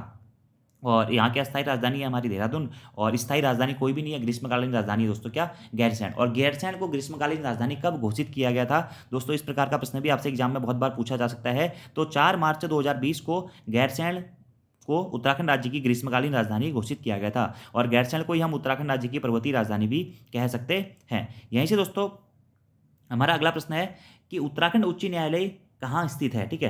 तो उत्तराखंड उच्च न्यायालय दोस्तों हमारा कहाँ पे स्थित है, नैनीताल में स्थित है, यानी कि उत्तराखंड हाईकोर्ट कहाँ, नैनीताल में स्थित है। और उत्तराखंड हाईकोर्ट की स्थापना कब हुई थी, 9 नवंबर सन 2000 को, जिस दिन हमारे उत्तरांचल राज्य की स्थापना हुई थी या उत्तराखंड राज्य की स्थापना हुई थी, उसी दिन दोस्तों उत्तराखंड उच्च न्यायालय की स्थापना भी हुई थी, ठीक है। और उत्तराखंड उच्च न्यायालय भवन कहाँ, हमारे नैनीताल में स्थित है। 9 नवंबर सन 2000 को इसकी स्थापना हुई थी। और यहीं से दोस्तों एक प्रश्न ये पूछा जाता है कि वर्तमान में भारत में कुल कितने उच्च न्यायालय हैं। तो वर्तमान में दोस्तों भारत में कुल हमारे 25 उच्च न्यायालय हैं। कितने हाईकोर्ट हैं दोस्तों, 25 हाईकोर्ट हैं। और उत्तराखंड हाईकोर्ट के अभी दोस्तों हमारे मुख्य न्यायाधीश कौन है, तो कार्यकारी मुख्य न्यायाधीश हैं हमारे मिश्रा जी हैं, ठीक है। तो संजय कुमार मिश्रा जी हमारे कार्यकारी मुख्य न्यायाधीश हैं, जिन्होंने आर एस चौहान जी का स्थान लिया हुआ है, ठीक है। और भारत के कौन से हाईकोर्ट के रूप में उत्तराखंड हाईकोर्ट का गठन किया गया था, तो भारत के 20वें उच्च न्यायालय के रूप में, यानी कि जब उत्तराखंड हाईकोर्ट बना था तो कौन सा हाईकोर्ट बना था, 20वें नंबर का था, ठीक है। तो 20वें हाईकोर्ट के रूप में हमारा या 20वें उच्च न्यायालय के रूप में उत्तराखंड उच्च न्यायालय का गठन नैनीताल में किया गया था 9 नवंबर सन 2000 को, ठीक है। तो आप दोस्तों जो उत्तराखंड उच्च न्यायालय का भवन जो नैनीताल में स्थित है, ये बहुत इंपॉर्टेंट है और यहाँ से अलग अलग प्रकार के प्रश्न एग्जाम में पूछे जाते हैं।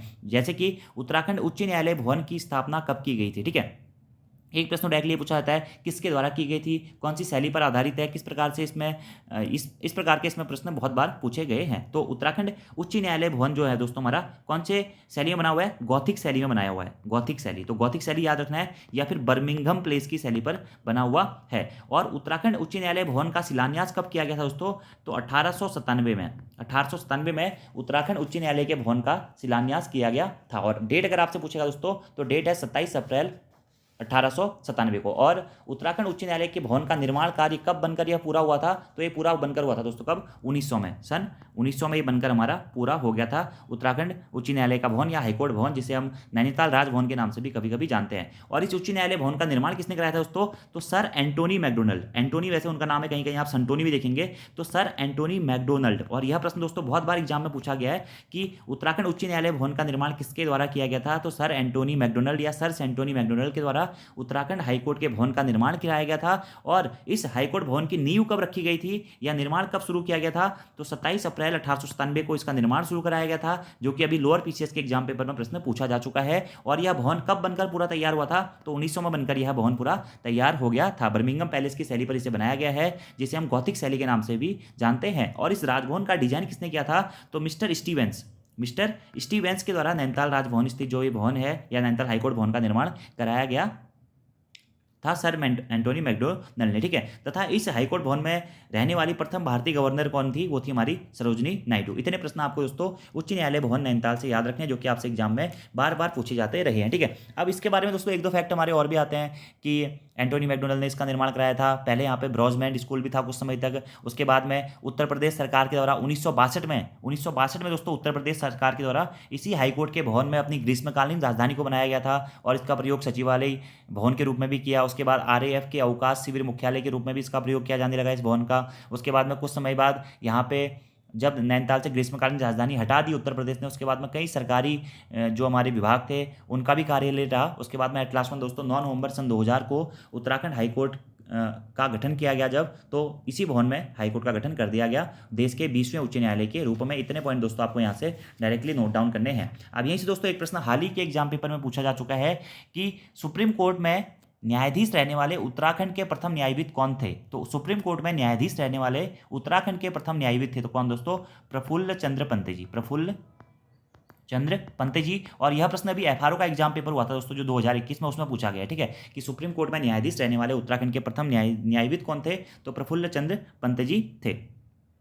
अगले प्रश्न की बात करते हैं दोस्तों कि उत्तराखंड या राज्य उच्च न्यायालय में अध्यक्ष सहित न्यायाधीशों की कुल संख्या कितनी है, ठीक है। तो उत्तराखंड उच्च न्यायालय में दोस्तों अध्यक्ष सहित न्यायाधीशों की कुल संख्या कितनी है दोस्तों, 11 है, ठीक है। 11 में से आपका 9 तो आपके परमानेंट रहते हैं दोस्तों, और क्या है, 2 सहयोगी के रूप में कार्य करते हैं, ठीक है। इन 9 में से 8 हमारे न्यायाधीश रहते हैं और 1 रहते हैं हमारे मुख्य न्यायाधीश, ठीक है, याद रखना। तो उत्तराखंड राज्य उच्च न्यायालय में अध्यक्ष सहित न्यायाधीशों की कुल संख्या कितनी है, 11 है। ये पॉइंट आपको दोस्तों डायरेक्टली नोट डाउन करना है।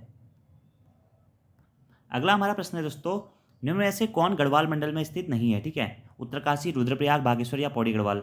तो कौन सा जिला, बागेश्वर जिला दोस्तों हमारा गढ़वाल मंडल में स्थित नहीं है, यह कुमाऊं मंडल में स्थित है, क्या, बागेश्वर जिला। जबकि उत्तरकाशी, रुद्रप्रयाग और पौड़ी गढ़वाल हमारे गढ़वाल मंडल में स्थित है। तो कुमाऊं मंडल के 6 जिले कौन कौन से हैं और गढ़वाल मंडल के 7 जिले कौन कौन से हैं दोस्तों, ये भी आपको याद रखना पड़ेगा। अगर आपके पास में मैप है तो मैप से आप ये आसानी से याद रख सकते हैं, ठीक है। तो कुमाऊं मंडल के 6 जनपद में आपको बता देता हूँ, नैनीताल जनपद, अल्मोड़ा जनपद, पिथौरागढ़ जनपद, बागेश्वर जनपद, चंपावत जनपद और उधम सिंह नगर जनपद। ये कुमाऊं मंडल के 6 जनपद हैं। वहीं गढ़वाल मंडल के 7 जनपदों की बात करें तो देहरादून जनपद, पौड़ी गढ़वाल जनपद, चमोली जनपद, उत्तरकाशी जनपद, इसी के साथ साथ रुद्रप्रयाग जनपद, देहरादून हो गया, पौड़ी गढ़वाल हो गया, चमोली हो गया, उत्तरकाशी हो गया, रुद्रप्रयाग हो गया और टिहरी गढ़वाल हो गया, और इसी के साथ साथ में हरिद्वार, ठीक है। तो ये उत्तराखंड गढ़वाल मंडल के 7 जनपद हो गए और कुमाऊं मंडल के 6 जनपद हो गए, मैंने आपको बता दिए हैं।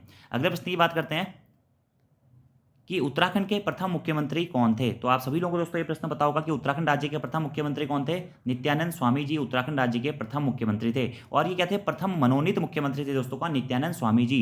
वहीं अगर आपसे प्रश्न पूछा जाता है कि उत्तराखंड राज्य के प्रथम निर्वाचित मुख्यमंत्री कौन थे जो कि चुनाव के द्वारा चुने गए थे, तो नारायण दत्त तिवारी जी, जिन्हें उत्तराखंड में विकास पुरुष के नाम से भी जाना जाता है। तो ये नारायण दत्त तिवारी जी हमारे उत्तराखंड राज्य के प्रथम निर्वाचित मुख्यमंत्री थे। वहीं प्रथम मुख्यमंत्री कौन थे दोस्तों, तो प्रथम मुख्यमंत्री नित्यानंद स्वामी जी जी थे, जो कि जब सरकार का गठन हुआ था तो उस टाइम पे इन्हें मनोनीत कर दिया गया था। और उसके बाद में नित्यानंद स्वामी जी के बाद भगत सिंह कोश्यारी जी भी मुख्यमंत्री बने थे। फिर जब एट लास्ट में 2003 में दोस्तों उत्तराखंड राज्य के विधानसभा चुनाव हुए प्रॉपरली, ठीक है, सॉरी 2002 में जब उत्तराखंड राज्य के विधानसभा चुनाव हुए प्रॉपरली, तो उस टाइम पे हमारा मुख्यमंत्री बनाया गया था किसको? नारायण दत्त तिवारी जी को। और नारायण दत्त तिवारी जी को विकास पुरुष के नाम से भी जाना जाता है। तो उत्तराखंड राज्य के प्रथम अंतरिम मुख्यमंत्री पूछा जाएगा तो नित्यानंद स्वामी जी थे।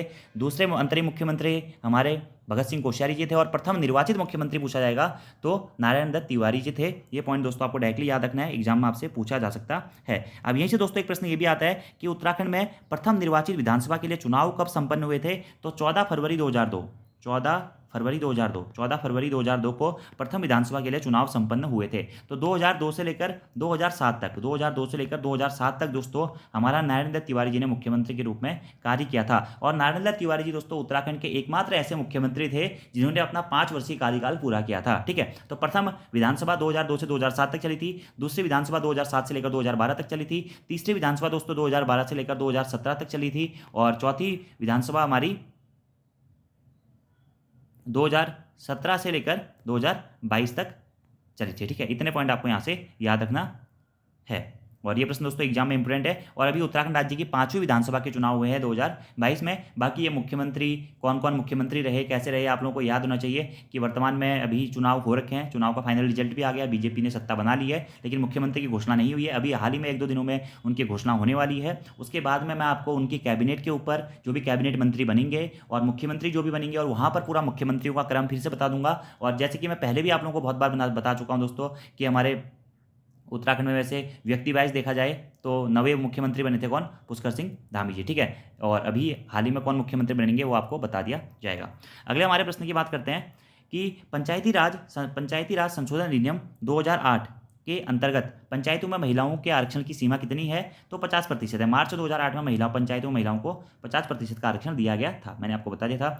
मोनाल पक्षी किस ऊंचाई तक मिलते हैं? तो मोनाल पक्षी दोस्तों उत्तराखंड राज्य में 8000 से लेकर 20,000 फीट तक की ऊंचाई तक मिलते हैं। और उत्तराखंड का राज्य पक्षी कौन सा है? मोनाल है, ये मैंने प्रश्न आपको बता दिया था। ठीक है, अगर मोनाल की आपका फीट में ऊंचाई पूछेगा तो 8000 से लेकर 20,000 फीट तक है, और वहीं मोनाल की आपकी मीटर में ऊंचाई पूछेगा तो 2500 से लेकर के 5000 मीटर तक मोनाल जो हमारा पक्षी है वह पाया जाता है। लोपोफोरा जेनस है, हिमालय का मयूर इसे कहा जाता है। इनके बारे में मैंने आपको प्रीवियस वीडियो में बता रखा है। अगला हमारा प्रश्न है ब्रह्मकमल किस देवता को चढ़ाया जाता है? तो ब्रह्मकमल शिव भगवान को चढ़ाया जाता है। तो ऑप्शन नंबर सी आपका यहाँ पे सही आंसर हो जाएगा। ठीक है, और ब्रह्मकमल के बारे में भी मैंने आपको प्रीवियस वीडियो में सारी चीज़ें बता दी हैं। अगला हमारा प्रश्न है दोस्तों कि 2011 में राज्य में सृजित नया विभाग कौन सा है? तो 2011 में राज्य में सृजित नया विभाग है सुराज भ्रष्टाचार उन्मूलन एवं जनसेवा विभाग। तो सुराज भ्रष्टाचार उन्मूलन एवं जनसेवा विभाग की स्थापना कब की गई थी? 1 नवंबर 2011 को दोस्तों सुराज भ्रष्टाचार उन्मूलन एवं जनसेवा विभाग की स्थापना की गई थी। अच्छा और इंपोर्टेंट प्रश्न दोस्तों आपसे एग्जाम में पूछा जा सकता है, और पहले भी एक बार शायद ये प्रश्न पूछा गया है कि उत्तराखंड में सुराज भ्रष्टाचार उन्मूलन एवं जनसेवा विभाग की स्थापना कब की गई थी? तो 1 नवंबर 2011 को की गई थी। और ये ग्रुप सी 2010 में भी प्रश्न पूछा गया कि 2011 में सृजित नया विभाग कौन सा था? तो सुराज उन्मूलन एवं भ्रष्टाचार व जनसेवा विभाग था। इंपोर्टेंट क्वेश्चन है दोस्तों। ठीक है, ऐसे ही उत्तराखंड में कौन कौन से विभाग कब बने और कैसे बने, इसके ऊपर भी दोस्तों मैं एक प्रॉपर्ली वीडियो बना दूंगा आप लोगों के लिए स्पेशली, और वहाँ से हम सारी चीज़ें फिर वो कवर अप कर देंगे। ठीक है, अगले प्रश्न की बात करते हैं कि उत्तराखंड राज्य विधानसभा की पहली महिला उपाध्यक्ष कौन बनी थी? तो विजया बर्थवाल जी उत्तराखंड राज्य विधानसभा की पहली महिला उपाध्यक्ष बनी थी। तो उत्तराखंड विधानसभा की पहली महिला उपाध्यक्ष कौन थी? विजया बर्थवाल जी थी। प्रथम राज्यपाल कौन थे उत्तराखंड राज्य के? पहले दोस्तों तो सुरजीत सिंह बरनाला जी उत्तराखंड के प्रथम राज्यपाल थे। उत्तराखंड के प्रथम मुख्यमंत्री मैंने आपको बता ही दिया, हमारा नित्यानंद स्वामी जी प्रथम मुख्यमंत्री थे। उत्तराखंड राज्य के प्रथम विधानसभा अध्यक्ष कौन थे? अगर आपसे प्रश्न पूछाता है कि उत्तराखंड राज्य के प्रथम विधानसभा अध्यक्ष कौन थे, तो प्रथम विधानसभा अध्यक्ष दोस्तों कौन से? हमारे प्रकाश पंत जी। ठीक है, जो कि मनोनीत थे। वहीं अगर आपसे पूछा है कि प्रथम निर्वाचित विधानसभा अध्यक्ष कौन से थे, तो यशपाल आर्या जी प्रथम निर्वाचित विधानसभा अध्यक्ष थे। और उत्तराखंड राज्य के उच्च न्यायालय के प्रथम मुख्य न्यायाधीश कौन थे, ये भी प्रश्न पूछा जाता है दोस्तों। तो अशोक अभिन्द्र देसाई जी प्रथम मुख्य न्यायाधीश थे उत्तराखंड राज्य के। और वहीं उत्तराखंड राज्य के प्रथम महाधिवक्ता कौन थे, यह प्रश्न पूछा जा चुका है। तो मेहरबान सिंह गुसाई जी उत्तराखंड राज्य के प्रथम महाधिवक्ता थे। ये प्रश्न आपको डायरेक्टली याद रखना है। और राज्य वित्त या राज्य विधानसभा की प्रथम महिला उपाध्यक्ष कौन बनी थी? विजया बर्थवाल जी बनी थी। अगला हमारा प्रश्न है दोस्तों, उत्तराखंड की दूसरी राजभाषा कौन सी है? तो संस्कृत दोस्तों हमारी उत्तराखंड की दूसरी राजभाषा है। और उत्तराखंड की हमारी प्रथम राजभाषा कौन सी थी? हिंदी थी। दूसरी कौन सी बनी? संस्कृत बनी। संस्कृत को उत्तराखंड राज्य की दूसरी राजभाषा कब बनाया गया था? तो जनवरी 2010 में दोस्तों संस्कृत को उत्तराखंड राज्य की दूसरी राजभाषा बनाया गया था। ये पॉइंट आपको डायरेक्टली नोट डाउन करना है, कब? जनवरी 2010 में। ठीक है। अगला हमारा प्रश्न देखिए, उत्तराखंड की द्वितीय राजभाषा कौन सी है? तो संस्कृत है, आप सभी लोगों को पता ही है। ठीक है। अगले प्रश्न की बात करते हैं, सूचियां सुमेलित कर सही उत्तर चुनें कि कौन कौन सी, हमारा मेनली ये प्रश्न पूछा गया है कि कौन सा विकासखंड या ब्लॉक किस जनपद में स्थित है। तो यहाँ से एक प्रश्न बता देता हूँ कि उत्तराखंड में कुल ब्लॉक या विकासखंडों की संख्या कितनी है दोस्तों? तो उत्तराखंड में कुल हमारे 95 ब्लॉक या विकासखंड है। कुल तहसीलों की संख्या कितनी है? 110 हमारी वर्तमान में यहाँ पे तहसील है। कुल जनपदों की संख्या कितनी है? 13 जनपद है। ठीक है। तो कौन सा ब्लॉक किस जनपद में स्थित है? यानी कि एक प्रश्न यहाँ से पहले ये भी पूछा जाता है कि उत्तराखंड में सर्वाधिक ब्लॉक या सर्वाधिक विकासखंड वाला जिला कौन सा है? तो पौड़ी गढ़वाल जनपद दोस्तों सर्वाधिक ब्लॉक या विकासखंड वाला जिला है, जहाँ पे हमारे 15 ब्लॉक या विकासखंड है। उत्तराखंड में सर्वाधिक गांव वाला जिला कौन सा है? पौड़ी गढ़वाल है। उत्तराखंड में सर्वाधिक पलायन वाला जिला कौन सा है? पौड़ी गढ़वाल है। उत्तराखंड में ऐसा जिला जिसने सर्वोत्तम सबसे ज्यादा मुख्यमंत्री उत्तराखंड को दिए हैं, तो वो भी पौड़ी गढ़वाल है। ठीक है। तो हवलबाग जो आपका विकासखंड है वो कहाँ स्थित है? अल्मोड़ा में स्थित है हवलबाग विकासखंड। ठीक है। तो ऑप्शन नंबर सी से आपका सही हो जाता है। डुंडा विकासखंड कहाँ पे है? उत्तरकाशी में स्थित है। ओखलकांडा विकासखंड आपका नैनीताल में है। और खानपुर विकासखंड आपका हरिद्वार में स्थित है। आपको ये प्रश्न याद रखना है। कुल विधानसभा की 70 सीटें हैं, जिसमें 13 एससी से हेतु आरक्षित हैं और 2 एसटी हेतु आरक्षित हैं।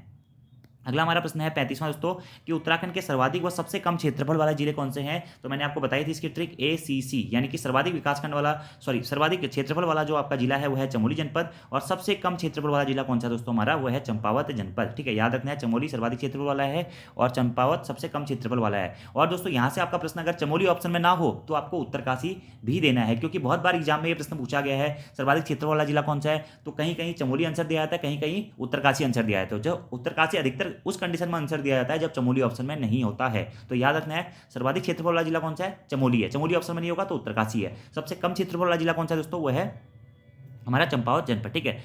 वहीं प्रश्न पूछा था उत्तराखंड राज्य का कुल क्षेत्रफल कितना है दोस्तों? तो 53,483 किलोमीटर स्क्वायर उत्तराखंड राज्य का कुल क्षेत्रफल है। कितना? 53,483 किलोमीटर स्क्वायर। क्षेत्रफल के अनुसार उत्तराखंड का भारत में कौन सा स्थान है? तो क्षेत्रफल के अनुसार उत्तराखंड का भारत में 18वां स्थान है। 18वां ऑप्शन में नहीं होगा तो आप 19वां भी सही कर सकते हैं। ठीक है। अगले प्रश्न की बात करते हैं, क्षेत्रफल के घटते क्रम के आधार पर राज्य के निम्न जनपदों में सही है।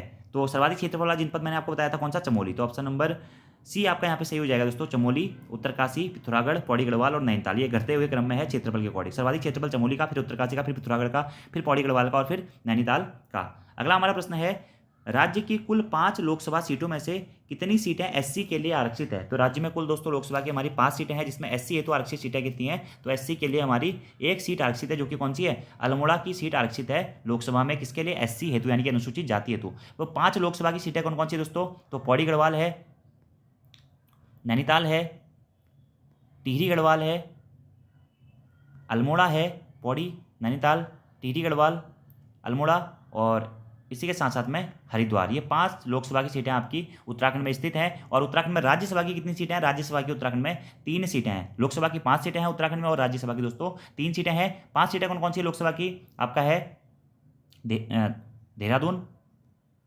पौड़ी गढ़वाल, हरिद्वार, नैनीताल, टिहरी गढ़वाल और अल्मोड़ा। ठीक है। और अल्मोड़ा वाली सीट जो है आपकी वह एससी हेतु, यानी कि अनुसूचित जाति हेतु आरक्षित है। अगला प्रश्न है, उत्तराखंड के प्रथम राज्यपाल कौन थे? तो उत्तराखंड के प्रथम राज्यपाल थे कौन दोस्तों? सुरजीत सिंह बरनाला जी। उत्तराखंड के प्रथम राज्यपाल कौन थे? सुरजीत सिंह बरनाला जी उत्तराखंड के प्रथम राज्यपाल थे। उत्तराखंड की प्रथम महिला राज्यपाल कौन थी दोस्तों? तो उत्तराखंड की प्रथम महिला राज्यपाल थी मार्गरेट अल्वा। ठीक है। और उत्तराखंड के वर्तमान राज्यपाल कौन है दोस्तों? इसका आंसर आपको कमेंट बॉक्स में देना है, बहुत बार मैंने आपको बताया हुआ है। और कौन से नंबर के हैं ये भी आपको कमेंट बॉक्स में बताना है। अगला हमारा 39वां प्रश्न है कि पंचायतों में महिलाओं को कितना प्रतिशत आरक्षण दिया गया दोस्तों? तो पंचायतों में दोस्तों महिलाओं को आपका 50% का आरक्षण दिया गया। कितना प्रतिशत? 50% का आरक्षण दिया गया है। और वहीं नॉर्मली पूछा जाएगा तो नॉर्मली 30%, ऑप्शन नंबर डी।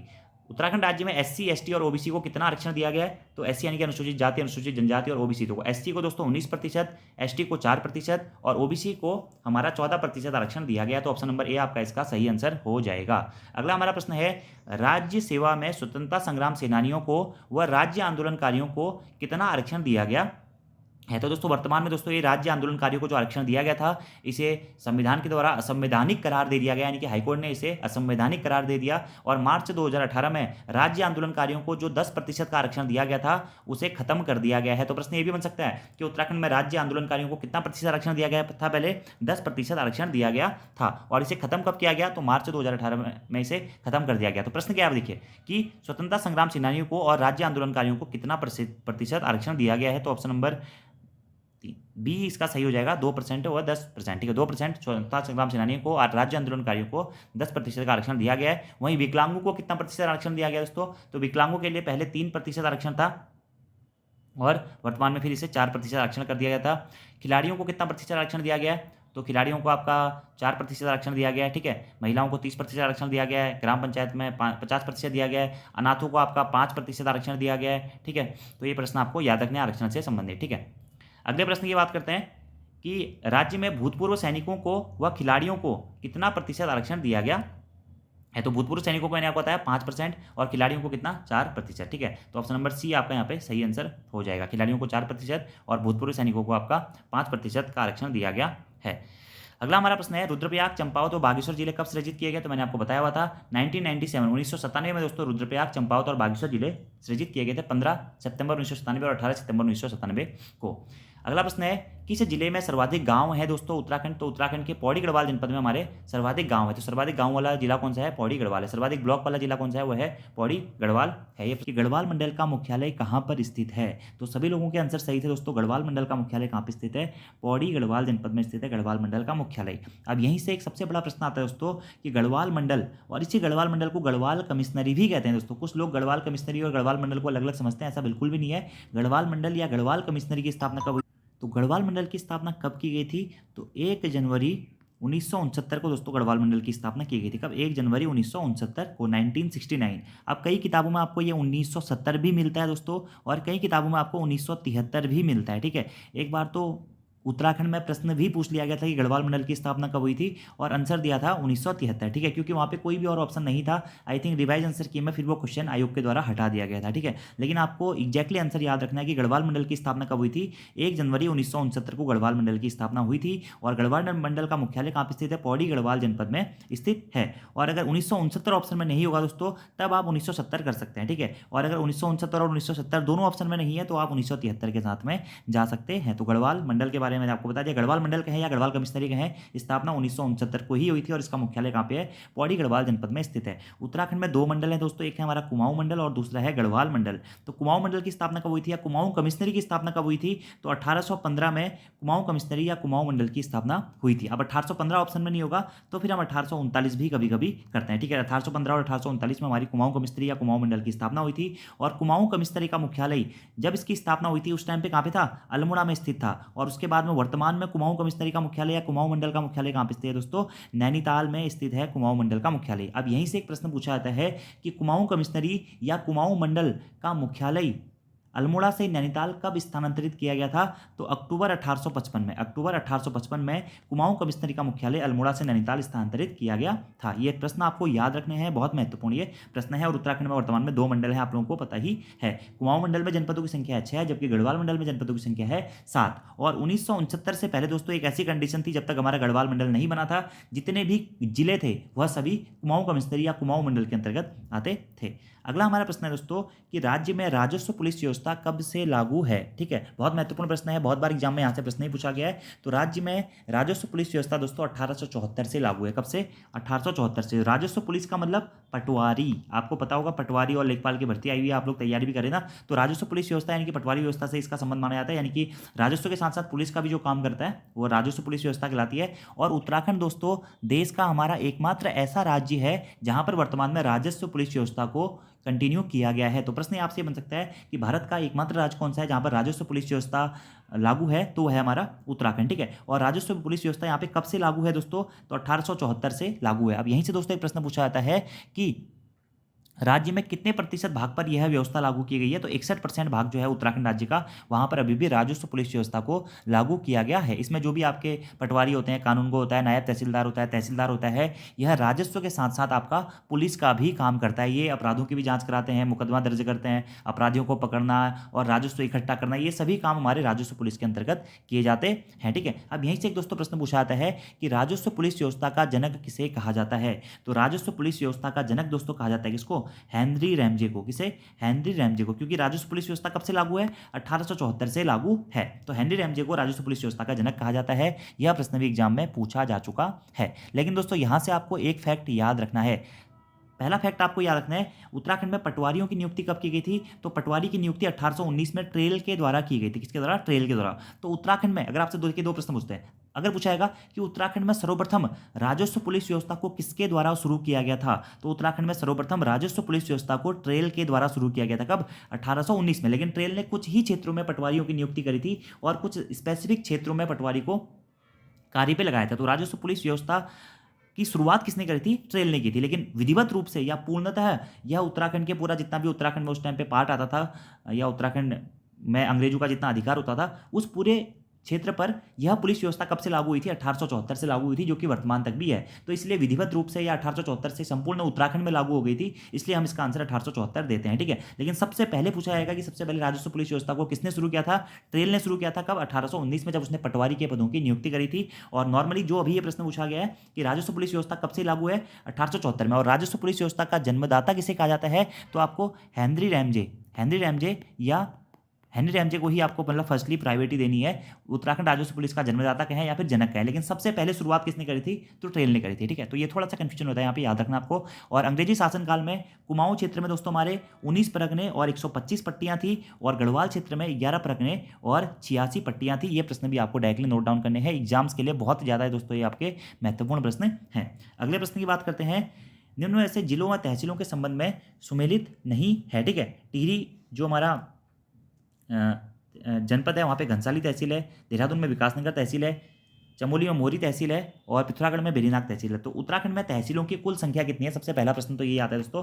तो उत्तराखंड में तहसीलों की कुल संख्या कितनी है? वो है आपकी 110। ठीक है, और उत्तराखंड में सर्वाधिक तहसीलों वाला जनपद कौन सा है दोस्तों? तो उत्तराखंड में सर्वाधिक तहसीलों वाला जनपद है पिथौरागढ़ में हमारी 13 तहसील है। और उत्तराखंड में सबसे कम तहसीलों वाला जनपद कौन सा है दोस्तों? तो वह है रुद्रप्रयाग और हरिद्वार में हमारी 4 तहसीलें हैं, 4 तहसीलें हैं। तो देखिए, टिहरी तहसील घनसाली जो तहसील है टिहरी में स्थित है, बिल्कुल सही है। विकासनगर तहसील देहरादून में स्थित है, बिल्कुल सही है। बेरीनाग तहसील पिथौरागढ़ जनपद में स्थित है, बिल्कुल सही है। जबकि मोरी तहसील दोस्तों चमोली में स्थित ना होकर कहाँ पे? उत्तरकाशी जनपद में स्थित है। तो इसलिए आपका इसका राइट आंसर हो जाएगा ऑप्शन नंबर सी, कि मोरी तहसील जो है उत्तरकाशी में स्थित है। तो कौन सा सुमेलित नहीं है पूछा है? तो ऑप्शन नंबर सी आपका सुमेलित नहीं है।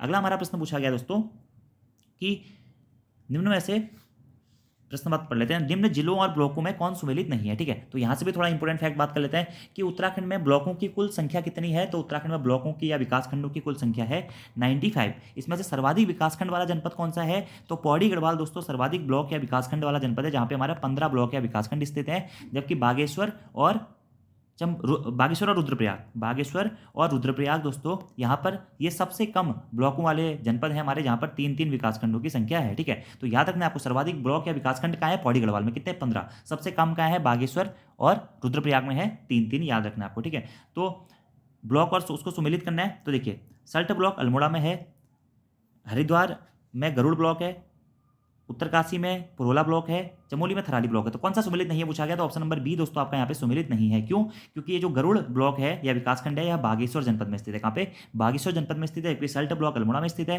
पुरोला ब्लॉक उत्तरकाशी में स्थित है, जबकि थराली ब्लॉक कहाँ है? हमारा चमोली जनपद में स्थित है। ठीक है, अब दोस्तों यहीं से एक प्रश्न और आता है, उत्तराखंड में सर्वाधिक विधानसभा क्षेत्रों वाला जनपद कौन सा है? यानी कि उत्तराखंड में कौन सा जनपद ऐसा है जहाँ पे हमारे सर्वाधिक विधानसभा की सीटें हैं? तो हरिद्वार जनपद में सर्वाधिक विधानसभा की सीटें कितनी हैं? 11। और सबसे कम विधानसभा की सीटों वाला जनपद कौन सा है? तो 3 जनपद हैं, चंपावत, बागेश्वर और रुद्रप्रयाग। चंपावत, बागेश्वर, रुद्रप्रयाग सबसे कम विधानसभा सीटों वाले जनपद है, जहां पर हमारे विधानसभा की 2-2 सीटें हैं। तो ये जो 3 टर्म है दोस्तों। देखिए विधानसभा क्षेत्रों की कुल संख्या 70 है। 70 में से 13 सीटें एससी हेतु आरक्षित हैं, 2 सीटें एसटी हेतु आरक्षित हैं और सर्वाधिक विधानसभा क्षेत्रों वाला जिला कौन सा है, वो है हरिद्वार। और सबसे कम विधानसभा क्षेत्रों वाला जिला कौन सा है, चंपावत, बागेश्वर और रुद्रप्रयाग। ऐसे उत्तराखंड में ब्लॉक या विकासखंडों की संख्या कितनी है, 95 है। सर्वाधिक ब्लॉक या विकासखंड का है पौड़ी गढ़वाल में, सबसे कम ब्लॉक या विकासखंड का है बागेश्वर और रुद्रप्रयाग में।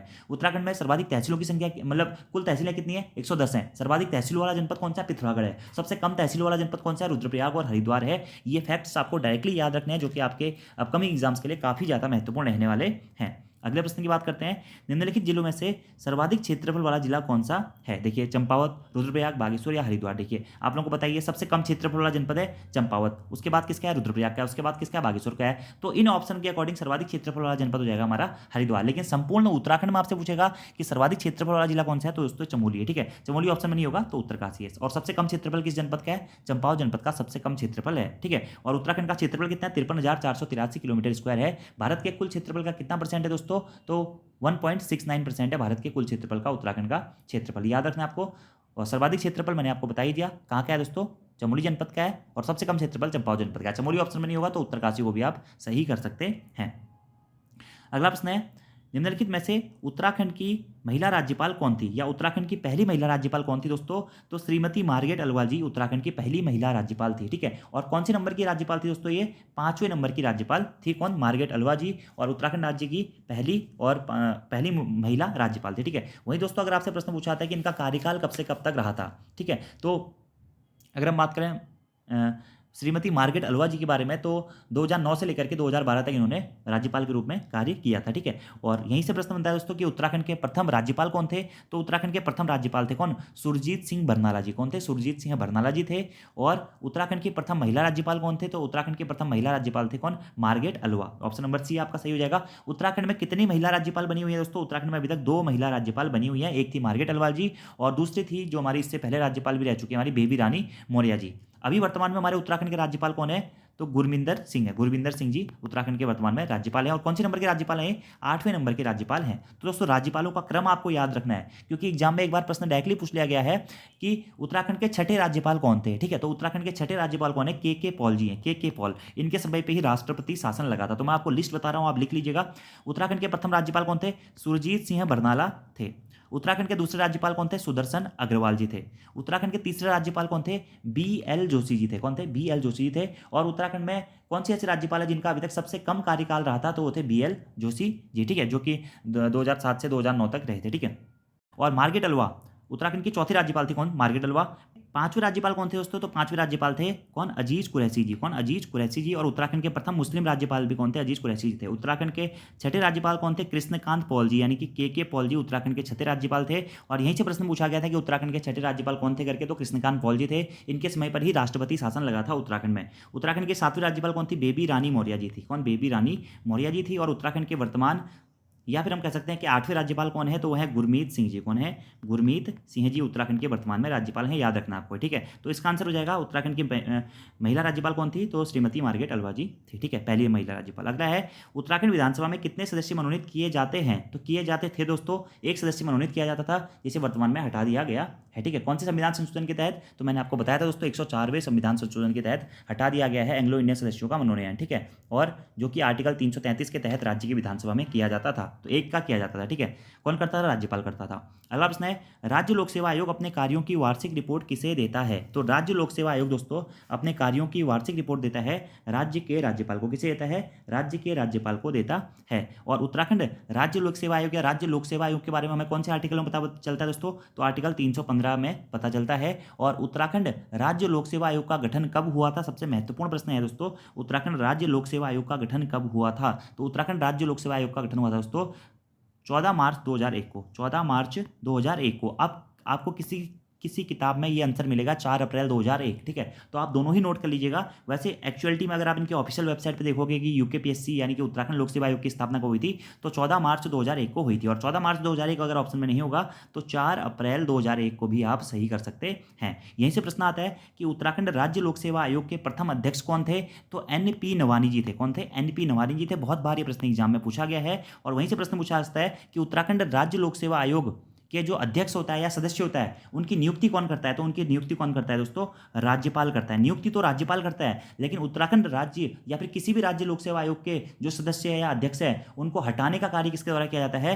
तो हटाने का कार्य राष्ट्रपति के द्वारा किया जाता है। यह प्रश्न भी एग्जाम में बहुत बार पूछा गया है। उत्तराखंड का जो राज्य लोक सेवा आयोग है इसकी स्थापना 14 मार्च 2001 या 4 अप्रैल 2001 को हुई थी। तो इसमें से दोस्तों एक प्रश्न ये पूछा जाता है कि वर्तमान में इसके कुल कितने सदस्य हैं? तो वर्तमान में इसमें कुल हमारे 6 सदस्य हैं। कितने सदस्य हैं? 6 सदस्य हैं। ये भी आपको याद रखना है। एक हमारे अध्यक्ष और 5 उनके साथ में अन्य सदस्य, ठीक है। और वर्तमान में उत्तराखंड राज्य लोक सेवा आयोग के अध्यक्ष कौन है? तो राकेश कुमार जी हैं। राकेश कुमार जी अभी हाल ही में दिसंबर 2021 में बने हुए हैं, ठीक है।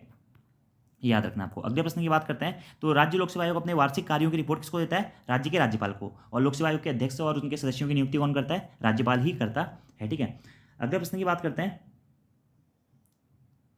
उत्तराखंड मंत्रिपरिषद में अधिकतम कितने मंत्री हो सकते हैं? तो उत्तराखंड के मंत्रिपरिषद में दोस्तों हमारे अधिकतम 12 मंत्री हो सकते हैं, ठीक है। देखिए मंत्रिपरिषद यानी कि विधानसभा भी कह सकते हैं। तो विधानसभा में से जो आपके कैबिनेट मंत्री होते हैं वही हमारे अधिक मंत्रिपरिषद के मंत्री कहे जाते हैं, ठीक है। तो मंत्रिपरिषद में अधिकतम 12 मंत्री हो सकते हैं। अब देखिए इसका एक दोस्तों संविधान संशोधन था हमारा, कौन सा? 91वां संविधान संशोधन। याद रखना है 91वां संविधान संशोधन 2003 के तहत एक प्रावधान किया गया था कि किसी भी राज्य की विधानसभा में या किसी भी सदन में मंत्रियों की कुल संख्या जो होगी आपकी उसकी कुल संख्या के 15% से अधिक नहीं होगी। तो मंत्री परिषद में कुल जितने भी हमारे सदस्य हो सकते हैं उनकी जो संख्या है वह कुल सदस्यों की 15% से ज़्यादा नहीं हो सकती। तो उत्तराखंड में विधानसभा की 70 सीटें हैं, तो 70 गुणा 15/100 करेंगे तो 11.5 के आसपास आता है। तो इसलिए उत्तराखंड की विधानसभा में या उत्तराखंड के मंत्रिपरिषद में कुल कितने मंत्री हो सकते हैं? तो कुल हमारे 12 मंत्री हो सकते हैं। तो संविधान संशोधन याद रखना है, 91वां संविधान संशोधन। अगला प्रश्न है उत्तराखंड विधानसभा में अनुसूचित जनजाति के लिए कितनी सीटें आरक्षित की गई है? तो अनुसूचित जनजाति के लिए उत्तराखंड राज्य की विधानसभा में दोस्तों 2 सीटें आरक्षित की गई हैं। और ये 2 सीटें कौन कौन सी? मैं आपको बहुत बार बता चुका हूँ। चक्राता जो कि देहरादून जनपद में स्थित है और नारंगपत्ता विधानसभा सीट। ये 2 सीटें अनुसूचित जनजाति के लिए आरक्षित है, जबकि अनुसूचित जाति के लिए कितनी? 13 सीटें आरक्षित हैं। कुल सीटें कितनी है? 70 हैं। सर्वाधिक सीटों वाला जनपद कौन सा उत्तराखंड राज्य की विधानसभा में? तो हरिद्वार में सर्वाधिक सीटें हैं। अगला प्रश्न है उत्तराखंड के पहले राज्यपाल कौन थे? तो मैंने आपको बता दिया दोस्तों उत्तराखंड के पहले राज्यपाल थे कौन? सुरजीत सिंह बरनाला जी। अभी थोड़ी देर पहले मैंने आपको बताया, ठीक है। अगला हमारा प्रश्न है कि उत्तराखंड विधानसभा के एक सदस्य नामित किया जाता है। तो उत्तराखंड का एक सदस्य नामित किया जाता है दोस्तों एंग्लो इंडियन समुदाय से, लेकिन अभी मैंने आपको बता दिया था 104वें संविधान संशोधन के तहत इसे समाप्त कर दिया गया एंग्लो इंडियन के मनोनयन को। तो वर्तमान में कोई भी सदस्य मनोनीत नहीं किया जाता है। अगला प्रश्न है उत्तराखंड का राज्य पुष्प क्या है दोस्तों? तो मैंने आपको बहुत बार बता दिया उत्तराखंड का राज्य पुष्प क्या है दोस्तों? तो ब्रह्मकमल उत्तराखंड का राज्य पुष्प है, आप लोगों को याद भी होगा। अगला प्रश्न है दोस्तों कि उत्तराखंड में राष्ट्रपति शासन कब लागू हुआ था? तो उत्तराखंड में राष्ट्रपति शासन कब शुरू हुआ था? 27 मार्च 2016 को दोस्तों उत्तराखंड में राष्ट्रपति शासन को लागू किया गया था। और ये कब से कब तक रहा था? 27 मार्च 2016 से लेकर के 12 मई 2016 तक हमारा उत्तराखंड में राष्ट्रपति शासन लगा था। और राष्ट्रपति शासन के समय पे हमारे राज्यपाल कौन थे? तो कृष्णकांत पॉल के पॉल जी थे। और कितने दिनों का राष्ट्रपति शासन था उत्तराखंड में? तो उत्तराखंड में कुल हमारा 46 दिनों का राष्ट्रपति शासन लागू हुआ था, ठीक है। इस टाइम पे हमारे मुख्यमंत्री कौन थे? हरीश रावत जी इस टाइम पे हमारे मुख्यमंत्री थे। और उनके समय पर ही 27 मार्च 2016 से लेकर के 12 मई 2016 तक हमारा उत्तराखंड राज्य की तृतीय निर्वाचित विधानसभा के तहत दोस्तों हमारा राष्ट्रपति शासन को लागू किया गया था, जो कि 46 दिनों तक लगा हुआ था। बाकी ये टुकड़ों टुकड़ों में लगा था दोस्तों। पहले 27 मार्च को ये लगा, फिर 21 अप्रैल को नैनीताल हाईकोर्ट ने राष्ट्रपति शासन हटा दिया, फिर 22 अप्रैल को लगा, फिर 11 मई को फाइनली इसको सुप्रीम कोर्ट के ऑर्डर के बाद 12 मई को हटा दिया गया। याद रखना है आपको। तो कब लागू हुआ था? 27 मार्च 2016 को। कब खत्म हुआ? तो 12 मई 2016 को। ये भी याद रखना है। अगला प्रश्न है उत्तराखंड के प्रथम पुलिस महानिदेशक कौन थे? तो उत्तराखंड के प्रथम पुलिस महानिदेशक कौन थे दोस्तों? अशोक कांत शरण जी उत्तराखंड के प्रथम पुलिस महानिदेशक थे। कौन? अशोक कांत शरण जी, ठीक है। अब दोस्तों यहीं से कुछ प्रश्न बात करते हैं। उत्तराखंड के प्रथम मुख्य सचिव कौन थे? तो अजय विक्रम सिंह जी उत्तराखंड के प्रथम मुख्य सचिव थे, ठीक है। उत्तराखंड के वर्तमान में पुलिस महानिदेशक कौन है दोस्तों? कमेंट बॉक्स में आपको आंसर देना है। उत्तराखंड के वर्तमान में पुलिस महानिदेशक कौन है? उत्तराखंड के प्रथम लोकायुक्त कौन थे? तो ए रजा उत्तराखंड के प्रथम लोकायुक्त न्यायमूर्ति थे। ऐसे ही उत्तराखंड के प्रथम मुख्य सूचना आयुक्त कौन थे? RS टोलिया उत्तराखंड के प्रथम मुख्य सूचना आयुक्त थे। उत्तराखंड के प्रथम राज्य महिला आयोग की प्रथम अध्यक्ष कौन थी? तो संतोष चौहान जी राज्य में प्रथम महिला आयोग की अध्यक्ष थी। उत्तराखंड के प्रथम महिला पुलिस महानिदेशक कौन थी? प्रथम महिला पुलिस महानिदेशक तो कंचन चौधरी भट्टाचार्य। कंचन चौधरी भट्टाचार्य उत्तराखंड राज्य की प्रथम पुलिस महानिदेशक थी, या प्रथम महिला पुलिस महानिदेशक कौन थी? कंचन चौधरी भट्टाचार्य थी, ठीक है। यहीं से प्रश्न आता है कि उत्तराखंड लोक सेवा आयोग के प्रथम अध्यक्ष कौन थे? तो NP नवानी जी उत्तराखंड लोक सेवा आयोग के प्रथम अध्यक्ष थे। उत्तराखंड राज्य मानवाधिकार आयोग के प्रथम अध्यक्ष कौन थे? तो विजेंद्र जैन जी मानवाधिकार आयोग के प्रथम अध्यक्ष थे। उत्तराखंड के प्रथम महाधिवक्ता कौन थे? तो मेहरबान सिंह नेगी जी हमारे उत्तराखंड राज्य के प्रथम महाधिवक्ता थे। कहीं कहीं आपको ललिता प्रसाद नैथानी जी का नाम भी मिलेगा। ठीक है, उत्तराखंड के प्रथम मुख्य न्यायाधीश कौन थे? तो अशोक अभय देसाई या अशोक अभयंकर देसाई, इस टाइप से उनका कुछ नाम था, तो या अशोक अभेंद्र देसाई हमारे उत्तराखंड राज्य के प्रथम मुख्य न्यायाधीश थे। ठीक है, प्रथम मुख्यमंत्री कौन थे आपको बताइए? नित्यानंद स्वामी थे। प्रथम विधानसभा अध्यक्ष कौन थे? प्रकाश पंत थे। प्रथम निर्वाचित मुख्यमंत्री कौन थे? नारायण दत्त तिवारी थे। और प्रथम निर्वाचित विधानसभा अध्यक्ष कौन थे? तो यशपाल आर्या जी थे। और प्रथम राज्यपाल कौन थे? सुरजीत सिंह बरनाला थे। तो ये सारे फैक्ट दोस्तों आपको याद रखना इंपॉर्टेंट है और आपसे एग्जाम में भी पूछे जा सकते हैं। अगले प्रश्न की बात करते हैं। अगला हमारा प्रश्न है, उत्तरांचल का नाम उत्तराखंड कब रखा गया था? तो मैंने आपको बताया था दोस्तों 1 जनवरी 2007 को हमारा उत्तरांचल का नाम परिवर्तित करके उत्तराखंड जी का पक्षी है। ठीक है, तो मोनाल दोस्तों आपको बताइए वर्तमान में सिर्फ उत्तराखंड का पक्षी है क्या, राज्य पक्षी है क्या मोनाल? बीच में हिमाचल प्रदेश का भी था दोस्तों पहले, लेकिन हिमाचल प्रदेश ने अपने राज्य पक्षी को चेंज कर दिया। तो मोनाल किस राज्य का राज्य पक्षी है? तो उत्तराखंड का राज्य पक्षी है दोस्तों क्या, मोनाल। ठीक है, और नेपाल का राष्ट्रीय पक्षी है। ठीक है, उत्तराखंड का तो राज्य पक्षी है और नेपाल का राष्ट्रीय पक्षी क्या है? मोनाल है। और मोनाल के बारे में मैं आपको डिटेल्स में बता चुका हूँ अपनी पहली वाली वीडियो में जो इस सीरीज की थी। अगले हमारे प्रश्न है, उत्तराखंड के प्रथम राज्यपाल कौन थे? तो बहुत बार ये दोस्तों प्रश्न पूछा गया है। 9 नवंबर सन 2000 को जब उत्तराखंड राज्य की स्थापना हुई थी तो उस टाइम पे हमारे प्रथम राज्यपाल कौन बने थे? सुरजीत सिंह बरनाला जी बने थे। और बहुत महत्वपूर्ण दोस्तों ये प्रश्न है और बहुत बार आज से पहले एग्जाम में भी पूछा जा चुका है। वर्तमान में हमारे 8वें राज्यपाल चल रहे हैं और वो 8वें राज्यपाल कौन है आपको कमेंट बॉक्स में बताना है। बाकी राज्यपालों की सूचियां दोस्तों मैंने आपको इससे प्रीवियस वीडियो में बता रखी हैं। अगला प्रश्न है, उत्तराखंड में कितने विकासखंड हैं? तो उत्तराखंड में दोस्तों हमारे 95 यानी कि 95 ब्लॉक या विकासखंड स्थित हैं। सर्वाधिक विकासखंड वाला जिला है पौड़ी गढ़वाल। ठीक है, जहाँ पर हमारे 15 विकासखंड हैं। और सबसे कम विकासखंड वाला जिला कौन सा है? बागेश्वर और चंपावत। ये सबसे कम विकासखंड वाले 2 जिले हैं जहाँ पर 3-3 विकासखंड हैं। अगले प्रश्न की बात करते हैं, उत्तराखंड राज्य का राजकीय खेल क्या है? तो उत्तराखंड का राज्य का राजकीय खेल है दोस्तों क्या, फुटबॉल। और उत्तराखंड का राज्य खेल फुटबॉल को कब बनाया गया था या कब घोषित किया गया था? तो 2015 में दोस्तों उत्तराखंड का राज्य खेल फुटबॉल को घोषित किया गया था। ठीक है, इसी के साथ दोस्तों अगला हमारा प्रश्न है, 2015 में घोषित किया, सॉरी 2011 में घोषित किया गया था, सॉरी 2011 में उत्तराखंड का राजकीय खेल फुटबॉल को कब घोषित किया गया था? 2011 में घोषित किया गया था। ठीक है, अगले प्रश्न की बात करते हैं, निम्न में से कौन सा कथन सत्य नहीं है? उत्तराखंड राज्य का राज्य वृक्ष बुरांस है। बिल्कुल सही है दोस्तों, बुरांस के बारे में मैं आपको बता चुका हूँ। उत्तराखंड राज्य का राज्य खेल बैडमिंटन है। नहीं, उत्तराखंड का राज्य का राज्य खेल क्या है दोस्तों? फुटबॉल है। ठीक है, और फुटबॉल को उत्तराखंड का राज्य खेल कब घोषित किया गया था? 2011 में घोषित किया गया था। उत्तराखंड का राज्य पक्षी मोनाल है। बिल्कुल सही है, और राज्य पक्षी कब घोषित किया गया था? इसे 2001 में घोषित किया गया था। उत्तराखंड राज्य का राज्य पशु कस्तूरी मृग है। बिल्कुल सही है दोस्तों, और कस्तूरी मृग को उत्तराखंड राज्य का राज्य पशु कब घोषित किया गया था? 2001 में घोषित किया गया था। ठीक है, तो इससे पहले दोस्तों मैंने आपको मोनाल के बारे में बता दिया था, बुरांस के बारे में बता दिया था और ब्रह्मकमल के बारे में बता दिया था। तो अभी हम थोड़ा सा कस्तूरी मृग जो हमारा उत्तराखंड राज्य का राज्य पशु है कस्तूरी मृग, उसके बारे में पढ़ लेते हैं। ठीक है, तो कस्तूरी मृग को दोस्तों हिमालय मस्क डियर नाम से भी जाना जाता है। ठीक है, क्या नाम से जाना जाता है? हिमालय का मस्क डियर नाम से जाना जाता है। और कस्तूरी मृग का वैज्ञानिक नाम है मास्कस काइसोगास्टर। क्या है? मास्कस काइसोगास्टर है। यह उत्तराखंड में 3600 से लेकर के 4400 मीटर तक की ऊंचाई तक पाया जाता है। ठीक है, उत्तराखंड राज्य में कस्तूरी मृग की हमारी 4 प्रजातियां पाई जाती हैं। और कस्तूरी मृग को उत्तराखंड का राज्य पशु कब घोषित किया गया था? 2001 में घोषित किया गया था। सर्वाधिक कस्तूरी मृग कहाँ पाए जाते हैं दोस्तों? सर्वाधिक कस्तूरी मृग हमारे पाए जाते हैं अस्कोट वन्यजीव अभ्यारण्य में, जिसकी स्थापना 1986 में की गई थी। ठीक है, और उत्तराखंड में कस्तूरी मृग अनुसंधान केंद्र कहाँ स्थित है? तो मेहरुड़ी में स्थित है दोस्तों कस्तूरी मृग अनुसंधान संस्थान या अनुसंधान केंद्र, जिसकी स्थापना 1977 में की गई थी। इतने पॉइंट आपको कस्तूरी मृग से दोस्तों याद रखने हैं। बाकी कस्तूरी मृग आपका भूरे कलर का होता है और इसमें काले पीले धब्बे पाए जाते हैं। ठीक है, और फूलों की घाटी पिथौरागढ़ उत्तरकाशी में अधिकतर मात्रा में ये पाया जाता है। ठीक है, और कस्तूरी मृग के सींग नहीं होते हैं। ठीक है, इसकी औसत आयु लगभग 20 वर्ष होती है। इसकी गर्भधारण अवधि लगभग 6 माह की होती है। ठीक है, और कस्तूरी मृग का मुख्य भोजन आपका क्या है? केदारपाती।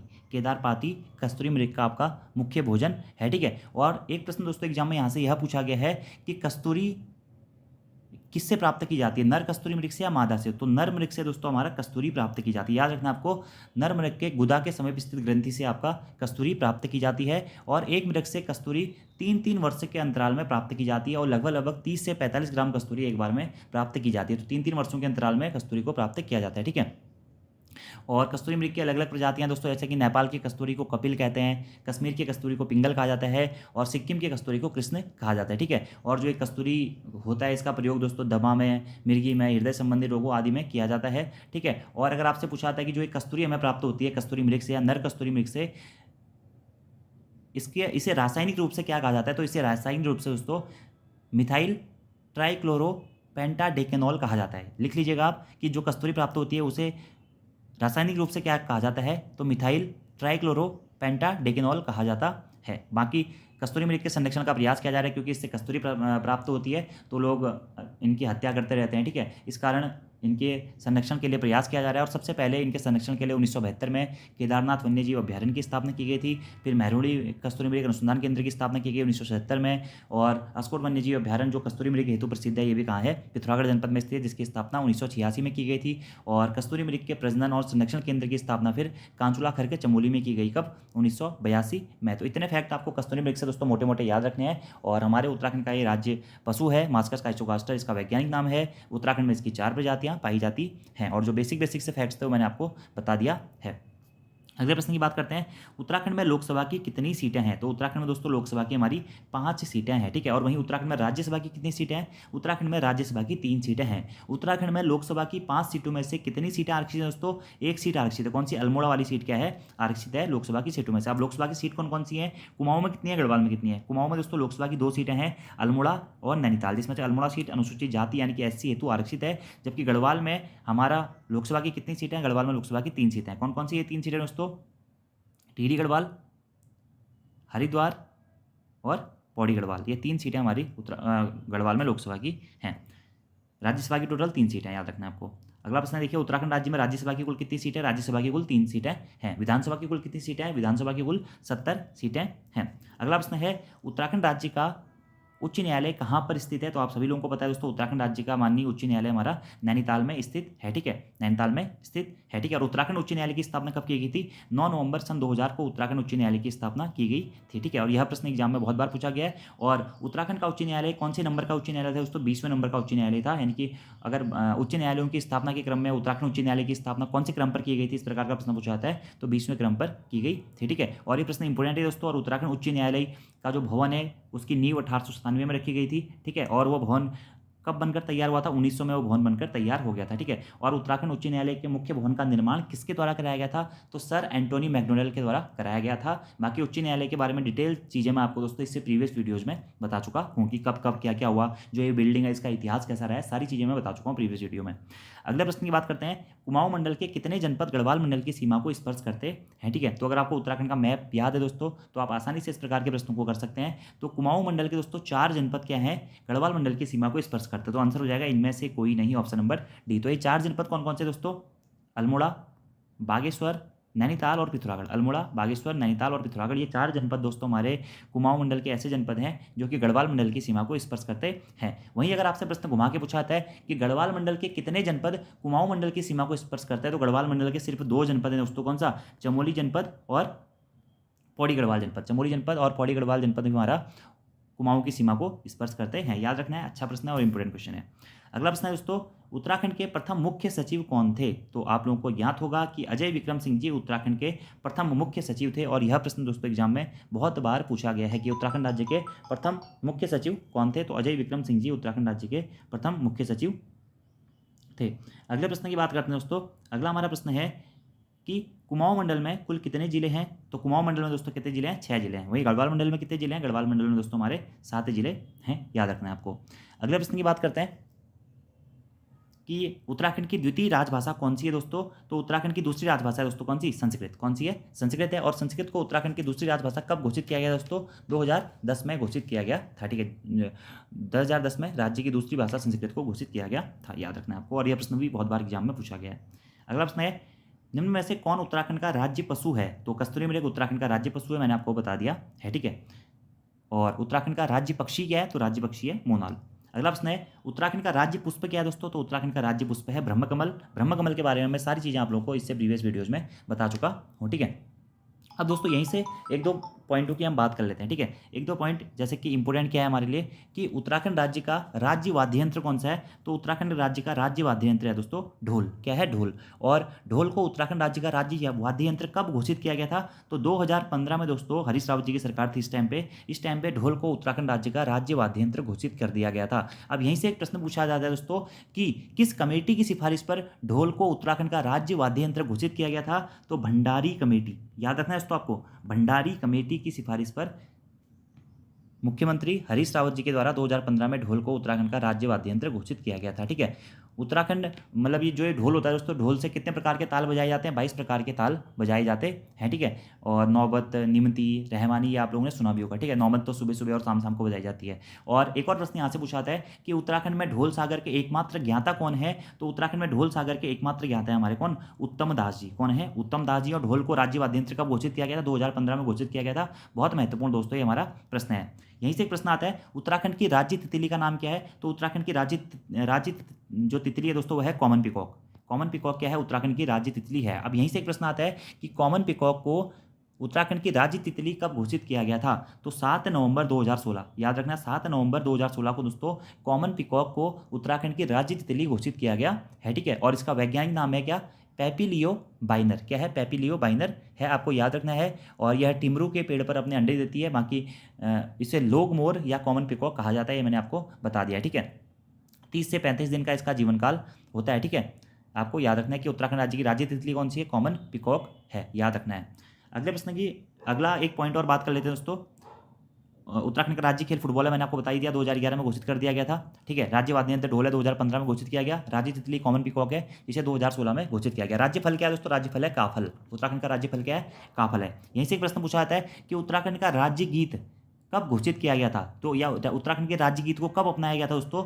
तो 6 फरवरी 2016। याद रखना आपको, 6 फरवरी 2016 या नॉर्मली 2016 को याद रख लीजिएगा कि 2016 में उत्तराखंड के राज्य गीत को अपनाया गया था। अब यहीं से प्रश्न आता है कि उत्तराखंड के राज्य गीत का नाम क्या है? तो उत्तराखंड के राज्य गीत का नाम है उत्तराखंड देवभूमि मातृभूमि सत सत वंदन अभिनंदन। आप लोगों को ये गाना यूट्यूब पर भी मिल जाएगा। और नरेंद्र सिंह नेगी जी और अनुराधा निराला जी के द्वारा यह गीत गाया गया है। उत्तराखंड राज्य का राज्य गीत उत्तराखंड देवभूमि मातृभूमि सत सत वंदन अभिनंदन। और यह राज्य गीत 6 फरवरी 2016 को घोषित किया गया था। और उत्तराखंड का राज्य गीत किसके द्वारा लिखा गया है? ये भी प्रश्न इंपोर्टेंट है। तो हेमंत बिष्ट जी के द्वारा उत्तराखंड का राज्य गीत लिखा गया है, हेमंत बिष्ट जी के द्वारा। ठीक है, और इसकी अवधि कितनी है दोस्तों? 9 मिनट इसकी अवधि है, यानी कि 9 मिनट में राज्य गीत की ये अवधि है गाने की। ठीक है, और राज्य गीत किस कमेटी की सिफारिश पर मतलब राज्य गीत घोषित किया गया है? आपसे प्रश्न पूछा था कि राज्य गीत चयन समिति जो बनाई गई थी उस टाइम पर उसके अध्यक्ष कौन थे? तो लक्ष्मण सिंह बटोही जी थे। ठीक है, तो ज़्यादा इंपॉर्टेंट तो है नहीं है, लेकिन 2016 में राज्य गीत घोषित किया गया था। याद रखना, अनुराधा निराला और नरेंद्र सिंह नेगी जी ने ये गाना गाया था। गीत लिखा था हेमंत बिष्ट जी के द्वारा। ठीक है, और गीत का नाम याद रखना है उत्तराखंड देवभूमि मातृभूमि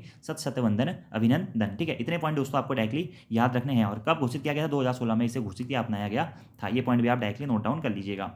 अगले प्रश्न की बात करते हैं दोस्तों कि राज्य के लिए महाधिवक्ता की नियुक्ति किसके द्वारा की जाती है? ठीक है, तो 75 का क्वेश्चन है दोस्तों। तो आर्टिकल 165 आपको याद होगा, अनुच्छेद 165 के तहत दोस्तों राज्य के लिए, किसी भी राज्य के लिए महाधिवक्ता की नियुक्ति राज्यपाल के द्वारा की जाती है। राज्य के राज्यपाल के द्वारा महाधिवक्ता की नियुक्ति की जाती है। और राज्यपाल के ही प्रसाद पर्यंत वह अपने पद पर बने रहता है। राज्यपाल जब तक चाहेगा तब तक महाधिवक्ता अपने पद पर बने रहेगा। ठीक है, उत्तराखंड के पहले महाधिवक्ता कौन थे? आपको याद होना चाहिए दोस्तों, मेहरबान सिंह नेगी। मेहरबान सिंह नेगी उत्तराखंड के प्रथम महाधिवक्ता थे। बहुत बार दोस्तों ये प्रश्न एग्जाम में भी पूछा जा चुका है। ठीक है, और मेहरबान सिंह नेगी नहीं आएगा तो आप ललिता प्रसाद को भी सही कर सकते हैं। उत्तराखंड के वर्तमान महाधिवक्ता कौन है दोस्तों? तो के वेणुगोपाल। याद रखना आपको, क्या? के वेणुगोपाल उत्तराखंड के वर्तमान में महाधिवक्ता हैं। ये दोस्तों बहुत महत्वपूर्ण प्रश्न है, महाधिवक्ता वाला एग्जाम में काफ़ी बार पूछा गया है कि उत्तराखंड राज्य के प्रथम महाधिवक्ता कौन है। डायरेक्टली ये प्रश्न पूछा था कि उत्तराखंड राज्य के प्रथम महाधिवक्ता कौन है? तो कौन है दोस्तों? मेहरबान सिंह नेगी जी उत्तराखंड राज्य के प्रथम महाधिवक्ता थे। वर्तमान में कौन है? के वेणुगोपाल जी हैं। और महाधिवक्ता अपना अगर त्यागपत्र देना चाहे तो राज्यपाल को देता है। महाधिवक्ता की सैलरी वगैरह वगैरह सारा सबका निर्धारण राज्यपाल के द्वारा किया जाता है। और उत्तराखंड में विधि संबंधी सबसे प्रमुख अधिकारी, मतलब सरकार में विधि संबंधी सबसे प्रमुख अधिकारी के रूप में महाधिवक्ता को जाना जाता है। याद रखना है आपको। और 165 के तहत इसकी नियुक्ति की जाती है राज्यपाल के द्वारा। और राज्यपाल के ही प्रसाद पर्यंत यह अपने पद पर बने रहता है। याद रखना है आपको। अगला प्रश्न की बात करते हैं कि उत्तराखंड में नगर निगमों के मेयर का चुनाव कौन करता है? ठीक है, तो मैंने आपको बता दिया था नगर निगम के बारे में भी। ठीक है, तो नगर निगम के मेयरों का चुनाव दोस्तों प्रत्यक्ष रूप से जनता के द्वारा किया जाता है। नगर निगम के मेयरों का चुनाव। ठीक है, और नगर निगम या जो हमारा नगर निकाय प्रणाली है इसके बारे में हमें भारतीय संविधान के 12वीं अनुसूची में वर्णन मिलता है। और 243 पी से लेकर के 243 जेड जी तक हमें नगर निकाय प्रणाली के बारे में वर्णन मिलता है। और 74वें संविधान संशोधन 1992 के द्वारा दोस्तों इस नगर निकाय प्रणाली को लागू किया गया था। ठीक है, या संवैधानिक दर्जा दिया गया था। वहीं पंचायती राज व्यवस्था को आर्टिकल 243 ए से लेकर ओ तक बताया गया है। और अनुसूची 11 में पंचायती राज व्यवस्था के बारे में वर्णन मिलता है। और पंचायती राज व्यवस्था को 73वें संविधान संशोधन 1992 के द्वारा आपका संवैधानिक दर्जा दिया गया था। ठीक है, और पंचायती राज दिवस कब मनाया जाता है? 24 अप्रैल को प्रत्येक वर्ष पंचायती राज दिवस मनाया जाता है। ये पॉइंट भी आप लोग डायरेक्टली नोट डाउन कर लीजिएगा। अगला हमारा प्रश्न है दोस्तों कि कौशिक कमेटी का गठन कब हुआ था? ठीक है, तो कौशिक कमेटी का गठन दोस्तों हुआ था 1994 में, और डेट याद रखनी है आपको, 4 जनवरी 1994 को दोस्तों हमारा कौशिक कमेटी का गठन हुआ था, या कौशिक समिति का गठन हुआ था। किसके द्वारा किया गया था? मुलायम सिंह यादव जी के द्वारा 4 जनवरी 1994 को कौशिक समिति का गठन किया गया था। और इस समिति के अध्यक्ष कौन है? रमाशंकर कौशिक जी इस समिति के अध्यक्ष थे। और इस समिति में कुल कितने सदस्य थे? कुल दोस्तों इस समिति में 5 सदस्य थे। ठीक है, और कौशिक समिति ने अपनी रिपोर्ट कब सौंपी थी? तो 20 अप्रैल 1994 को इसने अपनी रिपोर्ट जमा की थी, जिसमें इसने उत्तराखंड राज्य में कितने जिलों का प्रस्ताव दिया था? तो 8 जिलों का प्रस्ताव दिया था, और राजधानी के रूप में राजधानी गैरसैंण बनाने की बात की थी। ठीक है, और इसी के साथ साथ कितने मंडलों का प्रस्ताव दिया गया था कौशिक समिति की रिपोर्ट में? तो 3 मंडलों का प्रस्ताव दिया गया था। ये प्रश्न भी एग्जाम में पूछा गया है, और यूकेपीएससी के एग्जाम में एक ये प्रश्न पूछा गया था। तो इतने पॉइंट आपको यहाँ से दोस्तों याद रखने हैं। तो ये तो थे दोस्तों आपके बुक के प्रश्न जो पीछे दिए गए, मैंने आपको सभी चीज़ें बता दी, और जो मेन चीज़ें थी वो भी मैंने आपको बता दी। ठीक है, बाकी उत्तराखंड राज्य के राज्य चिन्ह के बारे में आप लोगों को बताइए होगा दोस्तों, इस टाइप का आपका राज्य चिन्ह होता है। तो यहाँ से एक प्रश्न बनता है कि राज्य चिन्ह में सत्यमेव जयते लिखा गया है। ठीक है, संस्कृत भाषा में क्या लिखा गया है? सत्यमेव जयते लिखा गया है। यह कहाँ से लिया गया है? ठीक है, तो सत्यमेव जयते को दोस्तों मुंडकोपनिषद से लिया गया है। यह प्रश्न एग्जाम में पूछा जा चुका है कि सत्यमेव जयते कहाँ से लिया गया है? तो मुंडकोपनिषद से लिया गया है। एक बार एग्जाम में यह भी प्रश्न पूछा जा चुका है दोस्तों कि उत्तराखंड राज्य की राज्य चिन्ह में क्या अंकित है? तो सत्यमेव जयते लिखा गया है। ठीक है, और अशोक की लाड भी उत्तराखंड राज्य के राज्य चिन्ह में आपको देखने को मिलती है। और इसमें कितनी पर्वत चोटियों को दिखाया गया है? उत्तराखंड राज्य के राज्य चिन्ह में दोस्तों 3 पर्वत चोटियों को दिखाया गया है। ठीक है, और यह समचतुर्भुज के आकार का जैसा हमें प्रतीत होता है। इसमें कितनी जल धाराओं को दिखाया गया दोस्तों? तो इसमें 4 जल धाराओं को दिखाया गया है। ठीक है, याद रखना है, 3 पर्वतों को दिखाया गया है और 4 जल धाराओं को दिखाया गया है। और यह 4 जल धाराएं जो है वह गंगा, यमुना, रामगंगा और काली नदियों को दर्शाती है। और उत्तराखंड राज्य के या जो राज्य चिन्ह है इसमें सबसे नीचे कौन से रंग अंकित किया गया है? इस प्रकार का प्रश्न पूछा जाता है, तो नीले रंग का प्रयोग इसमें किया गया है। बाकी समचतुर्भुज की आकृति का यह है। और उत्तराखंड का राज्य चिन्ह कब घोषित किया गया था? तो 2000 में उत्तराखंड का राज्य चिन्ह घोषित किया गया था, यह अपनाया गया था, याद रखना है। और अशोक की लाड यहाँ पे अंकित है। तो राज्य चिन्ह आप लोगों ने देखा भी होगा, इस टाइप से यहाँ पे सत्यमेव जयते लिखा गया, इस टाइप से बने रहता है। ठीक है, 3 पर्वत भी बने रहते हैं। तो ये आपके कुछ दोस्तों इंपोर्टेंट क्वेश्चन थे। ठीक है, अब हम कुछ और चीज़ों के बारे में बात कर लेते हैं कि उत्तराखंड राज्य का गठन हम लोगों को बताया दोस्तों 9 नवंबर सन 2000 को हुआ था। उससे पहले कुछ 1-2 फैक्ट हैं जो कि आपसे एग्जाम में पूछे जा सकते हैं। एक प्रश्न तो एग्जाम में दोस्तों पूछा गया है, उत्तराखंड में वर्तमान में कौन सी विधानसभा का गठन हो गया है? दोस्तों उत्तराखंड में वर्तमान में आप हमारी 5वीं विधानसभा का गठन हुआ है।